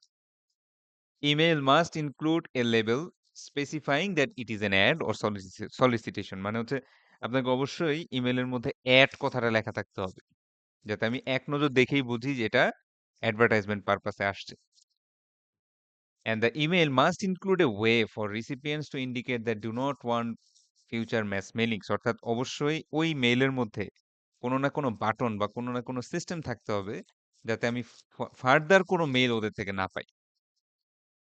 এই জিনিসগুলা ফিচারগুলো যদি আপনি ইমপ্লিমেন্ট করেন তাহলে আপনি ম্যাস মেইলিং বা আম, ধরেন কোথাও থেকে আপনি ১০০ মিলিয়ন লোকের ইমেল পাইলেন। এখন তাদেরকে আপনি স্প্যাম আপনার কোম্পানির প্রমোশনাল অফার পাঠাবেন। তো সো এই ৩টা-৪টা জিনিস আপনাকে মেইনটেইন করতে হবে। বুঝতে পারছি? না হলে কিন্তু ইলিগাল হয়ে যাবে স্প্যাম করা। কথা বুঝছি? জি স্যার, এটাই তো অপরিচিত ইমেল থেকে জি প্রমোশনাল স্যার, মেল বুঝছি আসা স্যার। বা হঠাৎ করে ইনবক্সে লিংক পাঠানো, এটা স্পাম হ্যাঁ, হ্যাঁ, স্পাম না, এটাই তো। হ্যাঁ, হ্যাঁ। জি স্যার। এরকম এরকম মেইল এখন ধরেন আমরা অনেকে ইমেইল মার্কেটিং একটা জিনিস আছে। তার জি মানে স্যার। হচ্ছে আপনাকে একটা ইমেইল লিস্ট দিবে। এটার মধ্যে আপনি ধুমায়া স্প্যাম ইমেইল পাঠাবেন। তো প্রশ্ন হচ্ছে যে তখন মানে এজ এ কোম্পানি, কারণ লেজিটিমেট কোম্পানির জন্য করলে হবে কি কর্পোরেট আইনে মামলা হইতে পারে। সো এই স্প্যাম গুলা করার জন্য কিছু লিগ্যাল প্রসিডিওর বা কিছু ফাংশন থাকতে হবে, না হলে আপনি লিগ্যাল প্রসিডিওর আটকায় যেতে পারেন। বুঝতে পারছি? জি স্যার। আচ্ছা, এরপরে আসেন ফিশিং। ফিশিং তাহলে কি জিনিস? কেউ একজন বলেন ফিশিং কি জিনিস?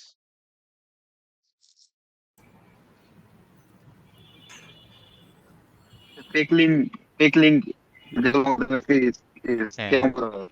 হ্যাঁ, থ্যাংক ইউ স্যার। মূলত ধরেন কথার কথা যে একদম হুবহু ফেসবুকের মতো লগ ইন পেজ ডিজাইন করলেন, কিন্তু দেখা যাচ্ছে ওটার নাম কি? ওটার নাম হচ্ছে এরকম। হ্যাঁ? www.facebook.com হ্যাঁ, দেখছেন? একটা ও একটা 0 ঠিক আছে? এবং এটাতে যাওয়ার পরে দেখবেন হুবহু একদম ফেসবুকের মতোই ডিজাইন, লোগো-টোগো সবকিছু দেওয়া এবং রেজিস্ট্রেশন পেজ-টেজ সবকিছু করা। লগইন বাটন আ একদম মানে কোনো মিস্টেক নেই। তা আপনি যেই আপনার আইডি আর পাসওয়ার্ড দিয়ে লগইন করলেন শেষ। ঠিক আছে? আপনারটা চলে গেল। অথবা একটা ক্রেডিট কার্ডের নাম্বার পাওয়া বা আ পিছনে সিভিসি নাম্বার সিভিভি নাম্বার যেটা বলে। কার্ডের পিছনে যে ৩ সংখ্যার একটা কোড থাকে। তো সেই নাম্বারটা আ আ কারো কাছ থেকে নেওয়ার জন্য আপনি এই ধরনের ফেক লিংক বানাবেন, হ্যাঁ? Fake website. তো এগুলা কিন্তু আমরা বাংলাদেশীরা অনেক করি, হ্যাঁ? এই আনএথিক্যাল কাজটা আমরা অনেক ক্ষেত্রেই করি। ইনফেক্ট আপনি দেখবেন যে Fiverr বা Upwork এ ওইভাবে তো ফিশিং না। তারা আপনাকে একটা কাজ দিবে যে এইটার হুবহু ক্লোন করো। এবং দেখবেন যে এটা একটা ব্যাংক বা কোনো একটা আ eBay বা Amazon এটার হুবহু ক্লোন করতে চাচ্ছে সে। তো তার কিন্তু উদ্দেশ্য ভালো না। বুঝতে পারছেন? এটা সে অন্য কোনোভাবে মানুষকে এই লিঙ্কটা দিয়ে সে কি করবে? হয়তো ক্রেডিট কার্ডের ইনফরমেশন স্টিল করবে অথবা কারো পাসওয়ার্ড হ্যাক করার চেষ্টা করবে। কথা বুঝছি? কিন্তু আমরা বাঙালিরা কিন্তু এই কাজটা অনেক বেশি পরিমাণ করি। জি স্যার। স্যার ফেক লিঙ্ক হলে তো HTTPS ফ্লাশ এগুলো তো থাকবে না। হ্যাঁ, হ্যাঁ, ওইটাই। হ্যাঁ, এখন এটা আপনি তো থাকবে না। কম্পিউটার সায়েন্স স্টুডেন্ট HTTPS বুঝছেন। চিন্তা করেন তো একজন ৬০-৬৫ বছরের নানু বা দাদু, সে কিন্তু এটা বুঝবেও না যে এটা Facebook এর মধ্যে একটা ও দেওয়া, হ্যাঁ? বা HTTP পর্যন্ত দেওয়া S সিগনেচারটা নাই। যদিও Google এ কিন্তু বাই ডিফল্ট HTTP ওয়ালা যেকোনো জিনিসে একটা ওয়ার্নিং দেয়। হুম? একটা ওয়ার্নিং দেয় না? স্যার ৬০-৬৫ নানু বা দাদুর আইডি কিছু হয়ে গেলে সমস্যা নেই। তেমন কিছু থাকে না। না, তার ক্রেডিট কার্ডের মধ্যে টাকা থাকতে পারে না? হুম? ৬০-৬৫ দাদুর ক্রেডিট কার্ডে পয়সা থাকতে পারে না? সে যদি ভুল করে দিয়ে দেয়, তখন তো শেষ। জি স্যার। হুম, আচ্ছা। স্যার এই এবার ওয়েবসাইট দেখি গুলো হচ্ছে মূলত ইনকংক্রিটোতে রান করে থাকে। হ্যাঁ, যেমন আমাদের HTTP ব্যাপারে একটু পরেই বলব, সমস্যা নেই। অ্যাম এবার একটু দেখি যে পারপেট্রেটর মানে এই কাজগুলা করে কারা? হ্যাঁ? তো hacker, cracker, malicious insider, industrial spy, cyber criminal, hacktivist, cyber terrorist বিভিন্ন ধরনের ক্যাটেগরি আছে। তো আজকে আর এত বেশি পড়াবো না। আমরা জাস্ট খালি ইম্পোর্টেন্ট গুলাই একটু দেখে যাবো। এগুলো আপনারা চাইলে স্টাডি করতে পারেন। আমি একসময় পড়াইতামও কিন্তু এমন যদি হইতো আমি আরেকটা ক্লাস পাইতাম রিভিউ করার জন্য তাইলে আমি আজকে একটু আরেকটু ডিপে পড়াইতাম। বাট যেহেতু আজকেই লাস্ট ক্লাস ছুটির কারণে আম বা কুইজের জন্য তো সেইজন্য আমরা যেটা ইম্পোর্টেন্ট সেটুকুই একটু দেখবো। আমরা হ্যাকারটা একটু দেখব। তো হ্যাকার কারা? এরা হচ্ছে মূলত উম তাদের হচ্ছে বেসিক থেকে ইন্টারমিডিয়েট বা অ্যাডভান্স লেভেলের নলেজ থাকে সাইবার সিকিউরিটি সম্পর্কে। এবং তাদের মূল উদ্দেশ্যটা হচ্ছে যে এমন কোনো সিস্টেমে অ্যাক্সেস নেওয়া যেটার জন্য তারা অথরাইজ না। ব্যাপারটা বুঝছেন? আপনি এমন একটা সিস্টেমে ঢুকতে যাচ্ছেন যেখানে আপনার ঢোকার অনুমতি নাই। সো এটাকে আমরা হ্যাক বা এই কথাটা বলে থাকি। সো হ্যাকারদের অনেক ধরনের উদ্দেশ্য থাকতে পারে। কখনো, কখনো তারা আম দেখা যাচ্ছে তারা অ্যাকচুয়ালি সাইবার সিকিউরিটি স্পেশালিস্ট। তারা একটা সিস্টেমের ভালনারেবিলিটি চেক করার জন্য হ্যাক করার চেষ্টা করতেছে। অথবা তারা কখনো, কখনো খারাপ উদ্দেশ্যও থাকে। তারা হয়তো ইন্ডাস্ট্রিয়াল স্পাই।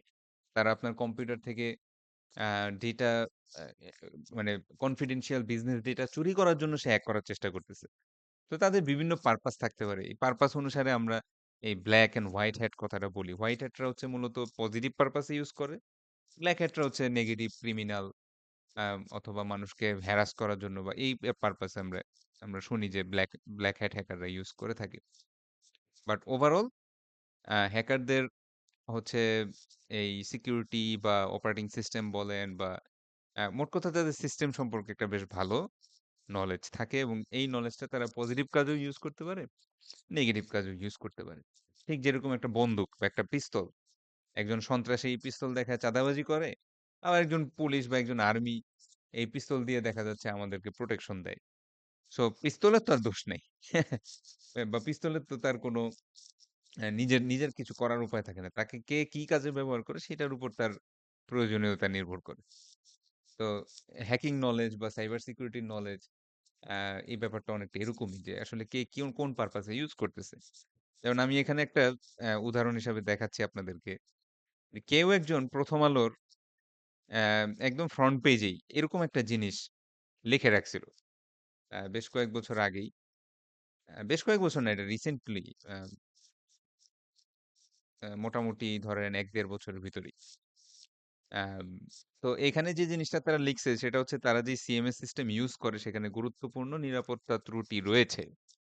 হ্যাঁ? যা ব্যবহার করে অসৎ উদ্দেশ্য প্রণোদিত কোনো ব্যক্তি বা প্রতিষ্ঠান ১ম আলোর পূর্ব প্রকাশিত কোনো সংবাদ বা তথ্য পরিবর্তন, পরিমার্জন বা নতুন কোনো মিথ্যা তথ্য আকারে প্রকাশ করে ১ম আলোর বিশ্বাসযোগ্যতা ব্যবহার করে সাধারণ মানুষের গুজব ছড়াতে পারে। যাই হোক, what he is trying to say is that if I can access your system and if I can write whatever I want on the front page of your newspaper, yes, someone else can also do it. ব্যাপারটা বুঝছেন? আমি যদি ঢুকতে পারি, অবশ্যই আরেকজনও ঢুকতে পারবে। এখন অ্যা তার আমি তো আপনাকে সতর্ক করতেছি, বাট তার উদ্দেশ্য খারাপ হইতে পারে। ঠিক না?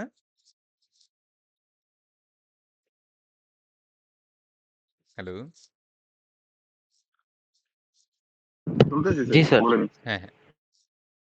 তো এটাই হচ্ছে কথা যে আসলে হোয়াইট তাহলে এখানে এখানে একটা কোয়েশ্চেন হচ্ছে হ্যাকার বলতে কি বুঝো এবং হ্যাকাররা সোসাইটি বা মানুষের কোনো উপকার করতে পারে কিনা?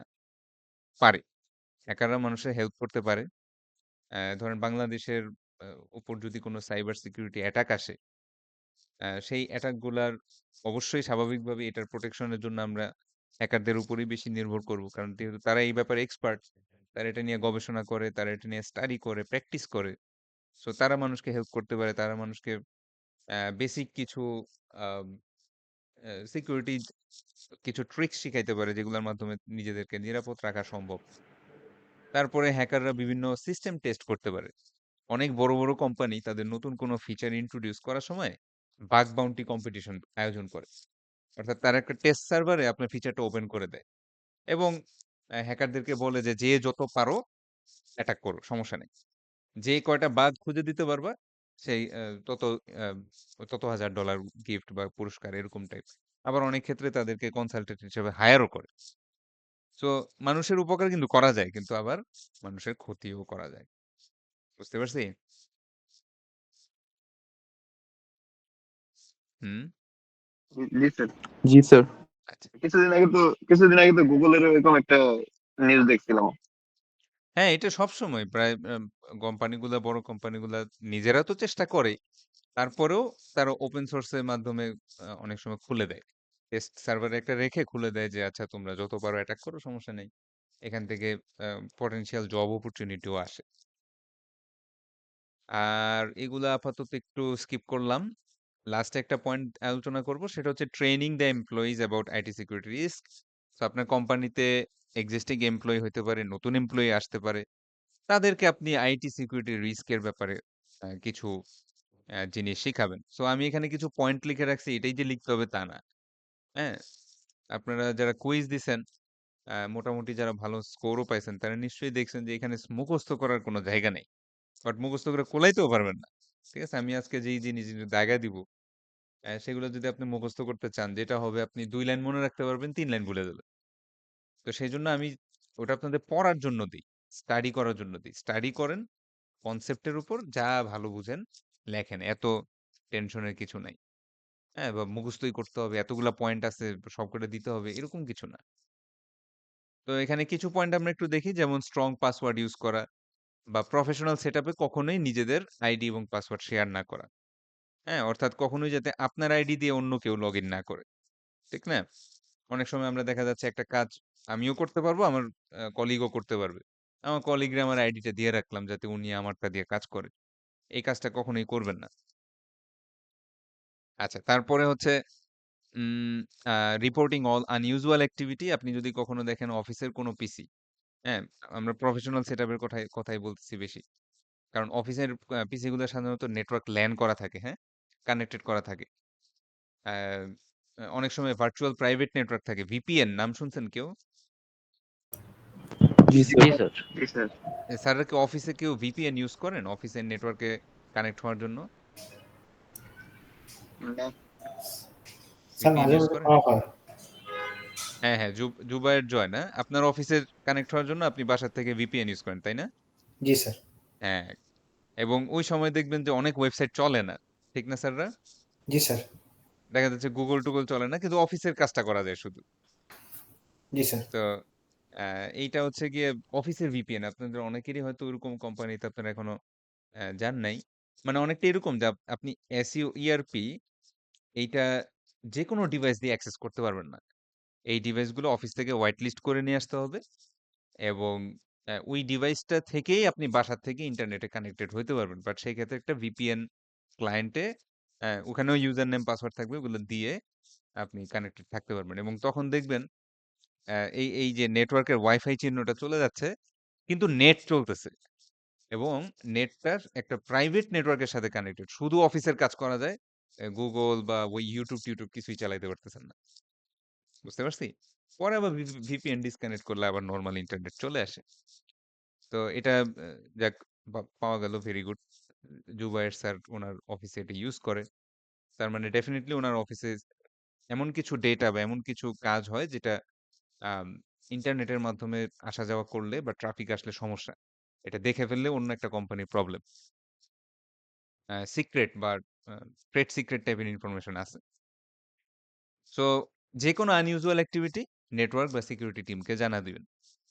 Protecting portable computing and data storage device, আপনাকে একটা ইউএসবি দিল, সেটার মধ্যে ইম্পর্টেন্ট কিছু ফাইল কোম্পানির জন্য, এই ইউএসবি হারানো যাবে না। বুঝতে পারছি? হ্যাঁ, বা একটা পোর্টেবল হার্ড ড্রাইভ বা একটা মেমোরি কার্ড যেটার মধ্যে কোম্পানির গুরুত্বপূর্ণ জিনিস, ওইটা কিন্তু হারানো যাবে না। ওটা সাবধানে রাখতে হবে, ওটার খেয়াল রাখতে হবে।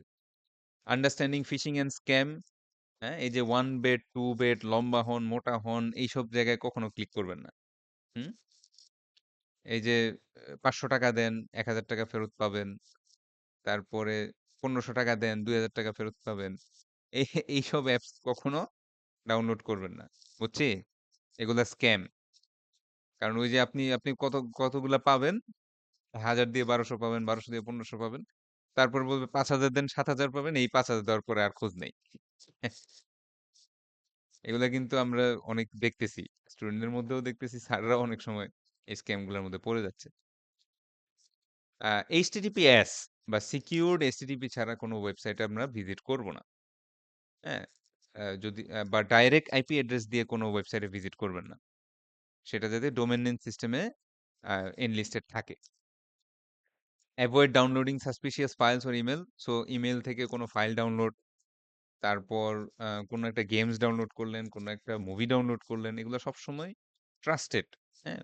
পরিচিত ভালো ওয়েবসাইট এগুলা থেকে ডাউনলোড করবেন। স্যার কোনো পেইড সফটওয়্যার তো ক্র্যাক ভার্সন ডাউনলোড করলে অনেক সময় ওটার মাধ্যমে চলে হ্যাঁ, আসে। হ্যাঁ, এটাই তো সমস্যা স্যার। ক্র্যাক তো করা উচিত না। স্যার ওরা তো হ্যাঁ, ওইটার জন্যই করে যারা কাজ করে যে কোনো ভিডিও এডিটিং সফটওয়্যার নামাইতে পারবে বা হ্যাঁ, এটা হ্যাঁ, পেইড আছে এক্সাক্টলি। এটা ফ্রি স্পেশালি করে আমরা দিবেন। Adobe র যত সফটওয়্যার ইউজ করি এগুলো সব হচ্ছে পেইড। ইভেন আমাদের যে Adobe Acrobat যেটা দিয়ে আমরা পিডিএফ রিডার হিসেবে এটাও কিন্তু ফ্রি না। জি স্যার। এটারও কিছু ভার্সন মানে কিছু অংশ ফ্রি, বাট অধিকাংশ ফিচারই লক করা থাকে। হ্যাঁ, বা ফটোশপ যেগুলো আমরা প্রফেশনাল কাজে ইউজ করি।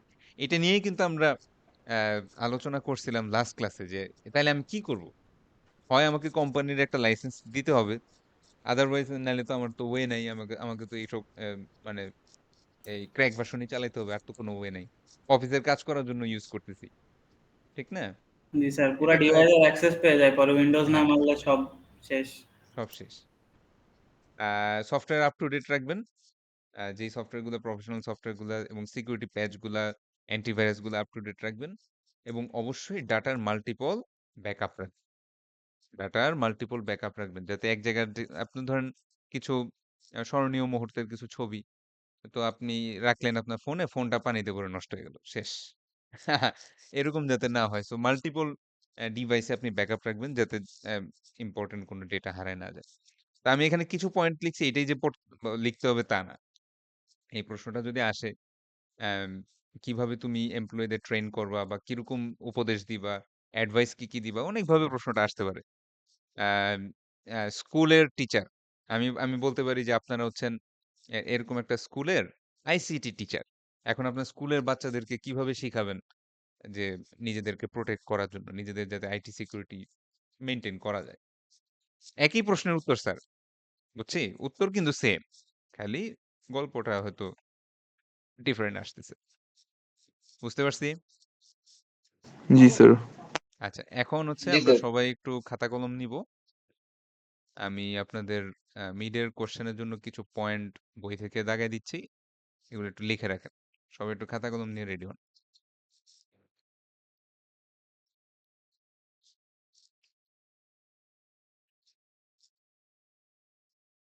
বই বুক তো খোলাই ছিল।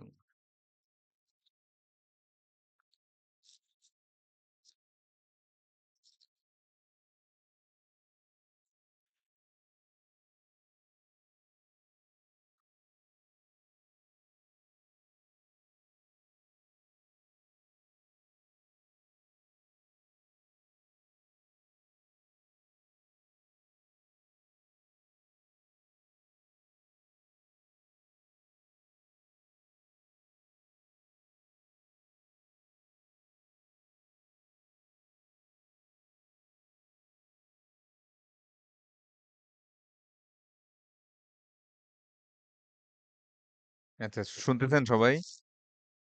বই দেখা যাচ্ছে? জি স্যার। জি স্যার, জি স্যার। ওকে।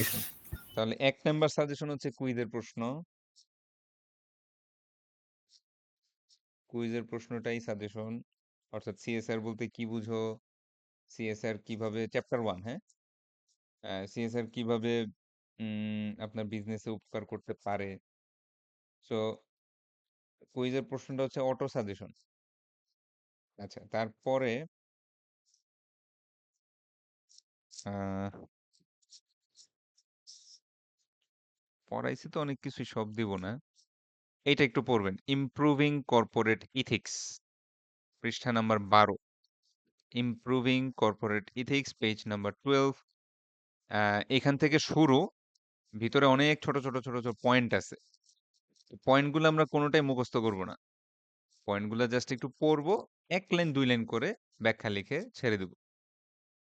সো এখানে যেমন requiring employees to take ethics training, অর্থাৎ এমপ্লয়ীদের একটা সার্টেন টাইম পর ইথিক্স এর ব্যাপারে একটা ট্রেনিং এর আয়োজন করা। এই ১ লাইন লিখলেন, শেষ। Conducting social audits, then we can invite our employees to submit anonymous ethical issue reviews about our companies. ঠিক আছে? এরকম ১ লাইন ২ লাইন লিখে জাস্ট সিম্পলি ছেড়ে দিবেন। সো এটা হচ্ছে পেজ নাম্বার ১২ থেকে ১৮ পর্যন্ত। ছোট অনেকগুলা পয়েন্ট আছে।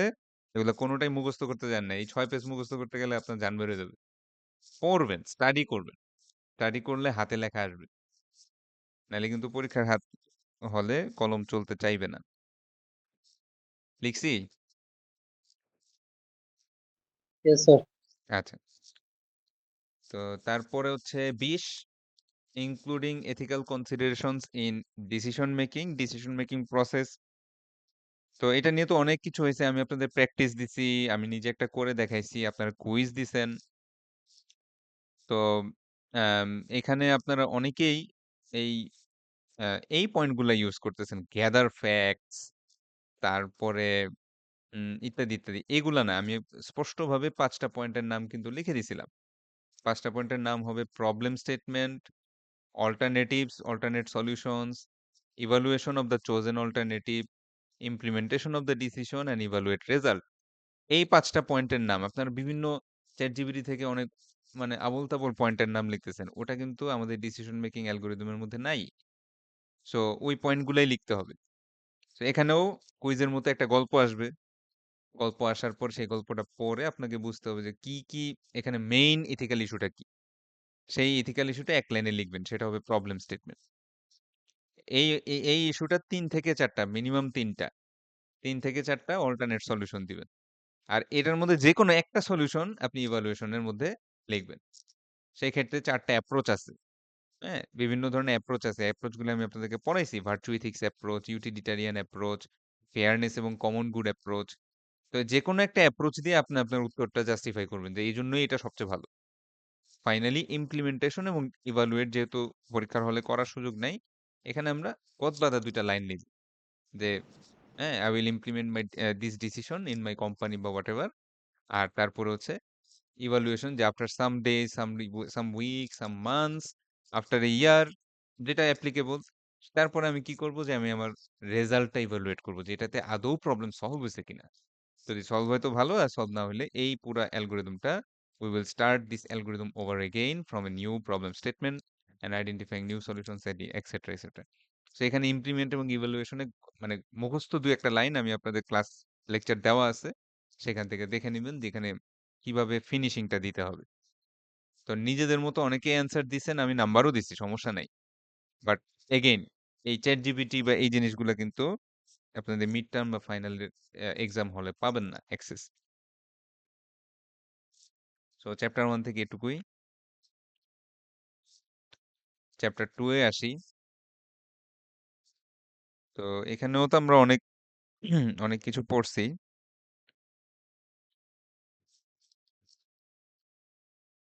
তো এখান থেকে একটু বেশি গুরুত্ব দিবেন হচ্ছে, তো এখানে আমরা অনেক আইটি ওয়ার্কারের সাথে বিভিন্ন প্রফেশনাল রিলেশনশিপ দেখছি। আমরা হচ্ছে ক্লায়েন্টটা একটু ভালো মতো দেখব।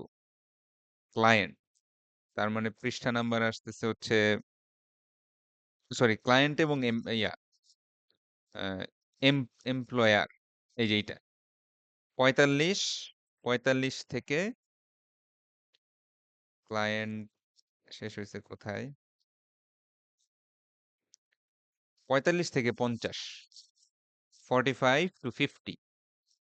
তো এখন এখানে বিভিন্ন ছোট ছোট টার্ম আছে। যেমন কথার কথা আমরা ক্লায়েন্ট এমপ্লয়ারের মধ্যে দেখতে পাচ্ছি যে ট্রেড সিক্রেট একটা টার্ম, তারপরে হুইসেল ব্লোয়িং একটা টার্ম। তো এই টার্মটা বলতে কি বোঝায় ২-১ লাইন করে লিখবো। হুম? ৩-৪ লাইন করে লিখবো, ব্যাখ্যা লিখবো। এই জিনিসটা কি, বা ক্লায়েন্টের সাথে রিলেশনের মধ্যে যেমন কনফ্লিক্ট অফ ইন্টারেস্ট একটা টার্ম, ফ্রড একটা টার্ম, মিসরিপ্রেজেন্টেশন একটা টার্ম, ব্রিচ অফ কন্ট্রাক্ট একটা টার্ম। তো এগুলা কিন্তু সব প্রফেশনাল ওয়ার্ড, এগুলা আসতে পারে পরীক্ষায়। তো আমরা অনেকগুলাই পড়ছি, আমরা আপাতত জাস্ট এই দুইটা রিলেশনশিপই দেখবো, এমপ্লয়ার এবং ক্লায়েন্ট। 45 to 50 লিখছি স্যাররা। জি স্যার, লিখছি। আচ্ছা, আরো অনেক কিছু পড়াইছি, এগুলো আপাতত আমরা বাদ দিয়ে দিচ্ছি। প্রফেশনাল কোড অফ ইথিক্স ভালো মতো পড়বেন, page number 54, professional code of ethics.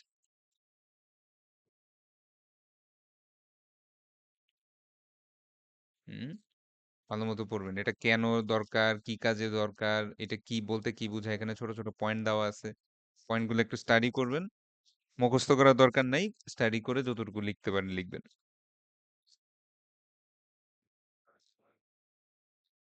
ঠিক আছে, তারপরে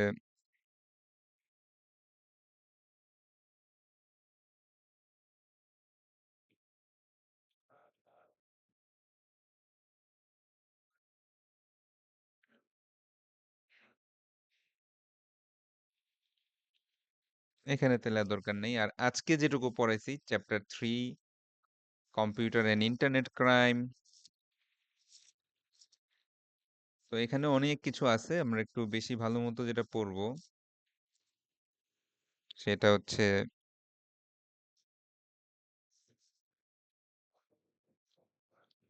স্প্যাম পড়বেন, স্প্যাম,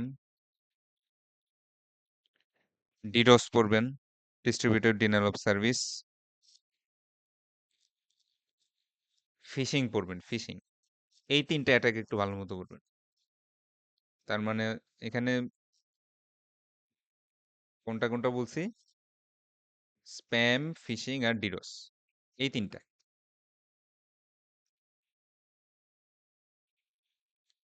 তো ভিতর ভিতর অনেক কিছু লেখা আছে, অত এত বেশি লেখার দরকার নাই, ৩-৪ লাইন করে করে আমরা একটু একটু করে লিখব।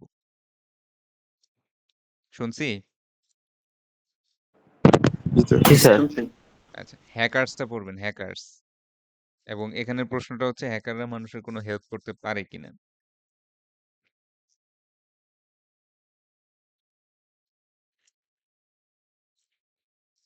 আর এই যে educating employees, contractors and part time workers, হ্যাঁ? বা তাদেরকে আইটি সিকিউরিটি রিস্কের ব্যাপারে কিছু ট্রেনিং দাও। এখানে অনেক পয়েন্ট আছে। আপনি চাইলে ChatGPT দিয়ে আরো রিসার্চ করে আরো সুন্দর, সুন্দর পয়েন্ট আপনার নিজের মাথায় যদি কোনো পয়েন্ট থাকে লিখতে পারেন। এম এগুলা এগেইন এখানে যে সব পয়েন্ট লিখতে হবে বা সব মুখস্থ লিখতে হবে তা না।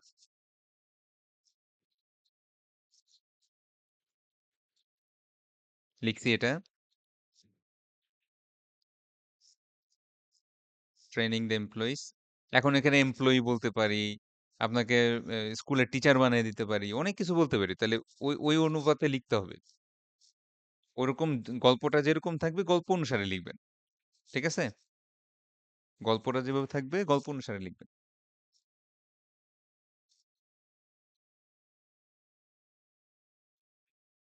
লিখছেন স্যাররা? জি স্যার, ওকে, তাহলে মোটামুটি এটুকুই। তো আপনাদের ব্যাপারে আমার যে সাজেশনটা থাকবে সেটা হচ্ছে স্যার, আবারও বলতেছি, আপনারা 25 মিনিটের বেশি সময় অ্যাকচুয়ালি পাবেন না এবং কোনো ধরনের ডিভাইস কিন্তু অ্যালাউড না। এবং এগুলা নিয়ে যদি ধরা খান একদম এক্সপেল হয়ে যাওয়ার সম্ভাবনা আছে। সো ওই রিস্কে আমরা যাবোই না। নিজের মাথায় যা আসে তাই লেখার চেষ্টা করব। খালি খাতা জমা দিব না। খালি খাতায় কিন্তু কোনো মার্ক নাই। তারপরে প্রশ্নের মধ্যে অনেক ধরনের গল্প থাকবে। এই গল্পই তুইলা দেই, স্যার যা বুঝার বুঝবে না। বা এত খাতা দেখতেছে স্যার তো বুঝবে না কিছু। ভরে, ভরে গল্পটাই ৩ বা ৪ বার করে লিখে রাখি। এগুলা করলে কিন্তু কোনো মার্ক নাই। একদম 0। এই ২-১ টা যা ফেল আসে এই কারণেই আসে। তো স্যাররা মোটামুটি আইডিয়ার ধারে কাছ দিয়ে গেলেই দেখবেন মোটামুটি আপনাদের স্কোর ভালোই আসবে। হ্যাঁ? আইডিয়ার উপরে। আপনাদের আগেও বলছি যে এই কোর্সটার মধ্যে মূলত আপনাদের ইংলিশ স্কিল এবং লজিকের উপরেই নাম্বারটা আসে। যার যত ভালো ইংলিশ সে তত বেশি নাম্বার পায়। যাদের ইংরেজি একটু দুর্বল তাদের স্কোর একটু কম আসে। স্যার কিন্তু মার্ক টোটাল 30 না মিড হ্যাঁ, টার্মে? ৪ টা প্রশ্ন থাকবে। ৩ টা উত্তর দিব। ৩×১০ = ৩০। ঠিক আছে? জি স্যার। এরকম কুইজে যেরকম আমরা দিছি এরকমই ৪ টা প্রশ্ন আসবে। কুইজে তো শুধু চ্যাপ্টার 1 থেকে দিছি। এখন 2 বা 3 ওখানে অন্য গল্প থাকবে। অন্যভাবে প্রশ্নটা আসবে। সো খালি খাতা রাখবেন না। অপ্রাসঙ্গিক, irrelevant কোনো কথা লিখবেন না। ঠিক আছে? স্যার প্রাসঙ্গিক, একটা লজিক্যাল কথা লিখবেন। স্যার একটা অপ্রাসঙ্গিক কথা বলতাম, মানে মেইনলি ফার্স্ট যে কুইজটা হয়েছে আসলে আমরা মানে আমি আর আমার হাজবেন্ড দুজনেই আর কি একটু ফ্যামিলি প্রবলেমের মধ্যে দিয়ে যাচ্ছি, তো এজন্য আমরা ভার্সিটিতে একদিনও যাইতে পারি নাই, মানে এটা সরাসরি আর কি মিড টার্ম দিব। এখন আমি তো সিটি দিতে পারি না বা কুইজ দিতে পারি আচ্ছা, নাই এখন। সমস্যা নেই। আমি কুইজ ২ টা নিব তো। ২ টার মধ্যে যেটা বেস্ট হয় সেটা আপনারা মিডের পরের কুইজটা ভালো মতো দিয়েন। হুম? জি স্যার। তাইলেই হয়ে যাবে। ওইটাতে যা পাবেন ওইটাই আপনার বেস্ট মার্ক। এটাতে স্যার 0 থাকবে। স্যার এটা কি দেওয়ার পসিবল নাই আর কোনোভাবে? মানে এটা এটা তো তো স্যার এই যে কাল বাদে পরশু তো মিড টার্ম পরীক্ষা। আমি এখন কুইজ কোথায় করব? স্যার মানে যেটাই আর কি কোশ্চেন দিয়েছিলেন এটাই যদি করে দিই, মানে একটু সমস্যার কারণে তো সমস্যা একটু নেই, আপনি যদি মিডের পরেরটা দেন। এখানে আমরা যেটাতে মার্কস বেশি পাবো স্যার সেটাই আর কি মানে আমাদের ইয়ারপিতে দিয়ে দিবে, মানে রেজাল্ট শিটে দিবে। ঠিক আছে স্যার। কারণ এখন দেখা যাচ্ছে আবার নতুন কুইজ দিলে আমাকে আবার নতুন প্রশ্ন বানাইতে হবে। আপনাকে আবার একদিন আমি ডাকবো। ওইদিন আসতে পারবেন না। ঠিক আছে? এত প্রসেস করার আমার সময় আসলে হবে না বোধহয়। হুম? মিড টার্ম চলে আসছে। আমরা মিডের পরের কুইজটাই দেই। স্যার যদি বলতেন যে কুইজের কোশ্চেনটা আছে ওইটাই আমরা যদি দিতাম আর কি, সাবমিট করতাম। ওইটা সাবমিট করে কি করবো? এটা তো হয়েই গেছে পরীক্ষা।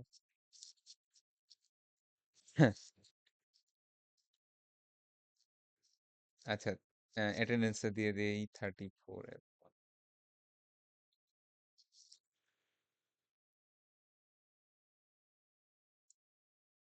Nazmul Rahman, Aminul Islam, S M Ashikur Rahman, Rafiqul Islam, Bibhas Chakraborty. Sir Rafiqul Islam. আচ্ছা, আচ্ছা। Bibhas Chakraborty, Al Jabir Riyad, Taibur Rahman, present sir. Zahid Hasan, Rakatul Raiya Ridi, present sir. Sabbir Fakir, present sir. Fariha Jafrin Surovi, Sadia Afrin, yes sir. আচ্ছা, Abdul Munim, present sir. Mahmudul Hasan Ratul, Al Naushad Khan, yes sir. Anisur Rahman, present sir. Tariqul Islam Sajal, present sir. মাহাদি Hasan, yes sir. Rakibul Hasan Rabbi, present sir. Nahidul Islam, Al Fahad Hossain Bipul, present sir. Imam Hasan, present sir. Sohag Chandra Koch, Mainul Islam, present sir. Alamin, present sir. Jubair Rahman, Abdur Rashid, present sir. MD Shakil, yes sir. MD Nishat. আচ্ছা, আর কেউ ছিল আগে? Sir, আগে ছিল sir. MD Nishat. আচ্ছা, আর কেউ আগে ছিল, কোনো কারণে নাই এখন?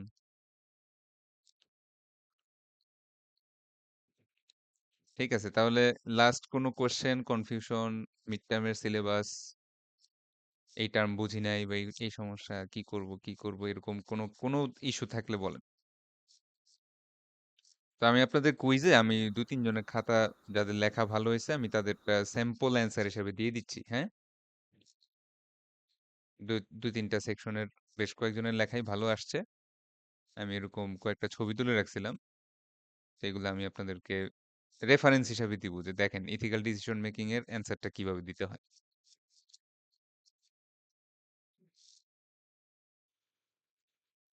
কোনো কোয়েশ্চেন? No sir. ওকে, তাহলে আমি রেকর্ডিংটা অফ